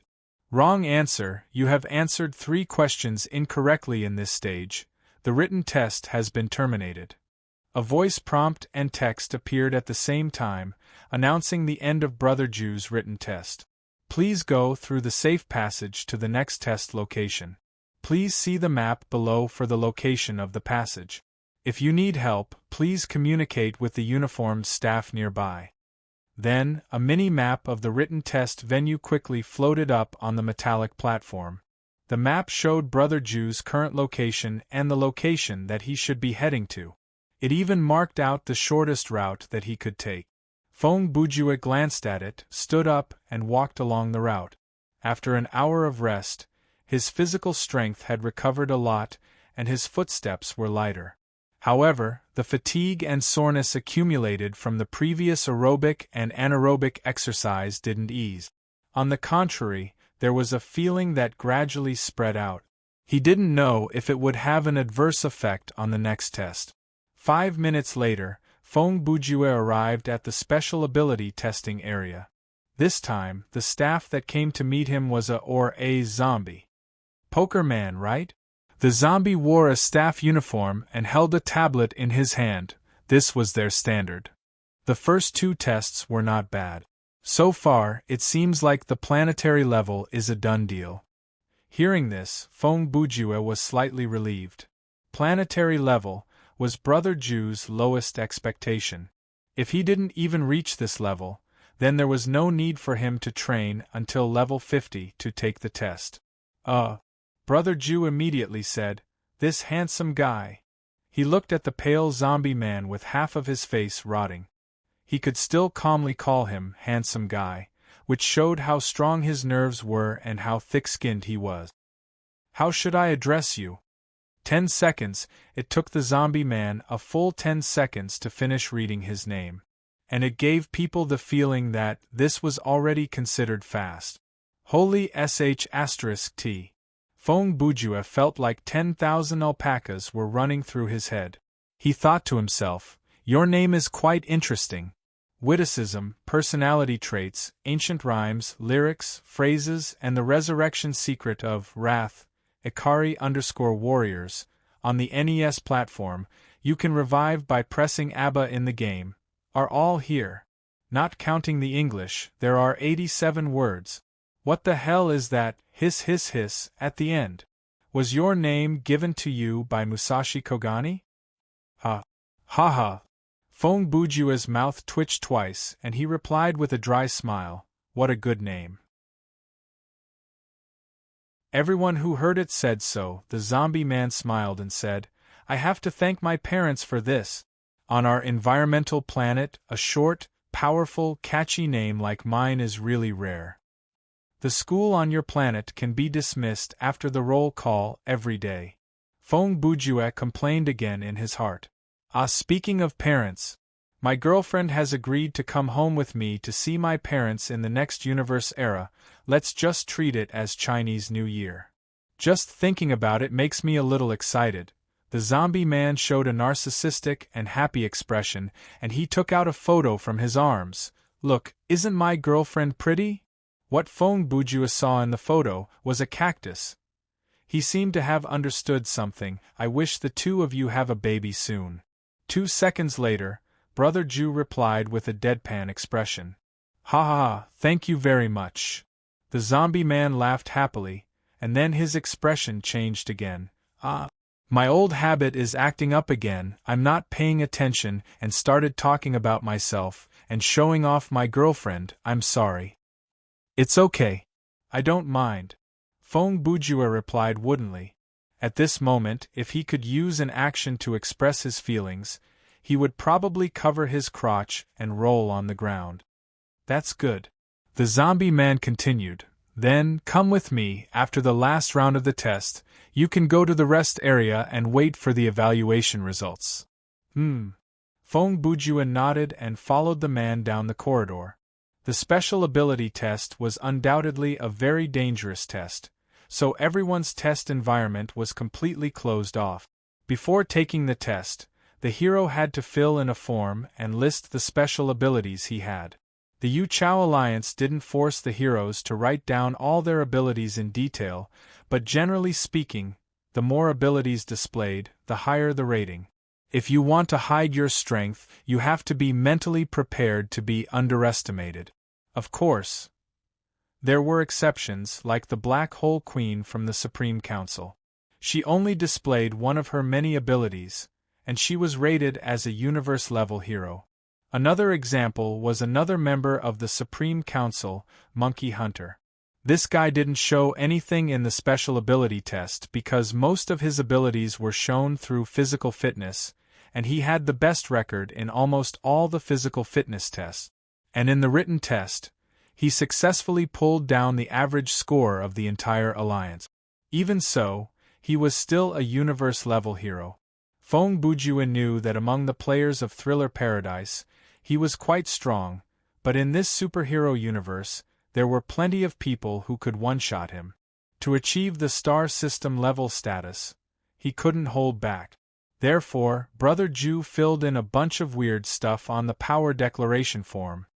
He described the effects of all the equipment and skills that he had as his power. He even included things like being able to recite the last few hundred digits of pi, being able to stay awake for long periods of time without going to the toilet, a player's unique advantage, being able to pass any lie detector test without the aid of any item, and so on to make up for the number he needed to fill in the blank. When Brother Zombie accepted the form, he was embarrassed because there were many things that had no value or need to be tested. But considering that he had a good chat with Brother Jew earlier, Brother Zombie did not want to expose that in front of him, so he could only type the form into the computer with a big smile on his face. He picked out some of the meaningful abilities and came up with the test procedure. What happened after that was simple. Feng Bujue only needed to follow the man into one test room after another and display the abilities that he had filled in. Some of the abilities that he had already shown in the stamina test, like air walk and super speed movement, did not need to be tested again. 40 minutes later, Brother Jew finished the procedure. Then, he bade farewell to Brother Zombie and went to the resting area. The resting area was not as meticulously segregated as the testing area. Other than the few that didn't have a physical body and couldn't stop moving, most of the physical creatures were mixed together. Be it small physical creatures like Brother Jew, small ones that were less than 50 centimeters tall, or giant life forms that were 20 meters tall, they were all gathered together at the resting area. There was a very eye-catching sentence on the wall. Please be careful with your feet to avoid stepping on anything. Come to think of it, that sentence was quite meaningful. After waiting for half an hour at the resting area, Feng Bujue observed the heroes around him with great interest. He also tried to strike up a conversation with the other test-takers. Although Brother Jew wasn't a person who liked to socialize, he didn't want to let go of this opportunity to gather information. Feng Bujue was very happy to be able to communicate with these advanced life forms from different planets and different races and understand the strange interstellar culture. If it weren't for the rule that said that he couldn't stay in the resting area for more than 35 minutes, Brother Jew would have stayed there for 3 to 4 hours. Finally, after a total of 4 universe cycles, the universe cycle, Feng Bujue walked through the exit passage and came to the card collection area. He was ready to receive his certified hero ID card. However, before he received the card, he had one more thing to do. That was to pay attention to a statue in front of the exit for 10 seconds. The statue looked very ordinary. It had a round head and facial features that were similar to humans. It didn't look very tall either. He was one of the original founders of the Cosmos Super Alliance. In the last and only S-level crisis of the universe, he almost single-handedly turned the tide and saved the entire universe. He also paid the price with his life. He was known as the greatest hero in history, but for some reason no one knew his name. It was said that he was erased from this world by God. However, people still remembered his image. Every hero of the Universe Superheroes Alliance had to come to this statue and let this senior take a look before officially embarking on the hero's path. This was a tradition that had been passed down between heroes for generations. The last time he came to this universe, the Tin Foil Man and Dr. Eternal had told Feng Bujue about this tradition very seriously. Brother Ju naturally wouldn't forget. I feel like I've seen this guy somewhere before. Feng Bujue complained in front of the statue and stood there for 10 seconds without respect. Then, he went to receive his card. After being recognized by another checkpoint device, Brother Ju got his hero ID card from the card slot. However, when he saw the level of the card, he was instantly stunned.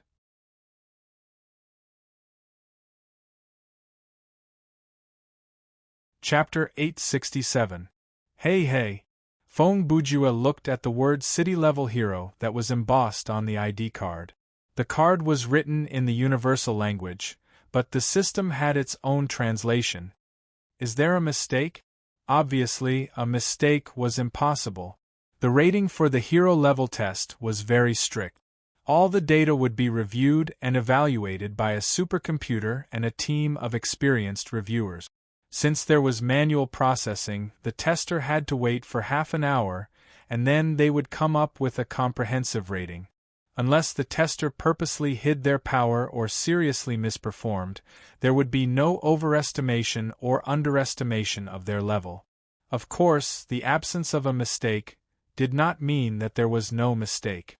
With Feng Bujue's ability, based on his stamina alone, he could be considered a planet-level hero, but in the end, he was only assigned the lowest level, city level. This result was undeniably wrong. And the culprit behind this mistake was Toad Hero Enwei Srubu. One had to admit that this universal hero who was known for his wisdom lived up to the title of cunning. When he first met Brother Ju, he instinctively felt a sense of danger and made a relatively accurate judgment of Brother Ju's personality. Be it instinct or prejudice, in any case, Enwei Srubu had a firm belief in his heart that Feng Bujue was not a hero at all. However, he had no proof. Objectively speaking, Brother Ju did not give himself away at all. Therefore, Toad Hero came up with a plan as a test for Brother Ju. If Feng Bujue is a real hero, then he wouldn't care about his level. Toad Hero used that to convince Paperman. After the two had a discussion with the other members of the Super U Alliance, they started to implement the plan. They changed Brother Ju's test level to the lowest level, city level. I say. Feng Bujue returned to the service counter at the entrance of the testing area and tried to ask the worker, "Is there a problem?" The worker looked at him expressionlessly and replied, "You feel that your level is too low, right?" "Yes," Feng Bujue replied matter-of-factly. "After all, city level is 2, this form, give it to me when you're done." The worker did not even let him finish. He took a form from the table and passed it to him. Feng Bujue accepted the form and looked at it. "Level up test application form?" he asked in a questioning tone. "The time interval between the two tests is no less than 3 universe years, or 156 universe cycles," the worker replied. Hand in the form now, and you can come back for the test after the time limit. Looking at the man's expression, Feng Bujue understood that his complaint was meaningless. In any case, the U-Super Alliance would never change the test results that had just been released. Their attitude, they were.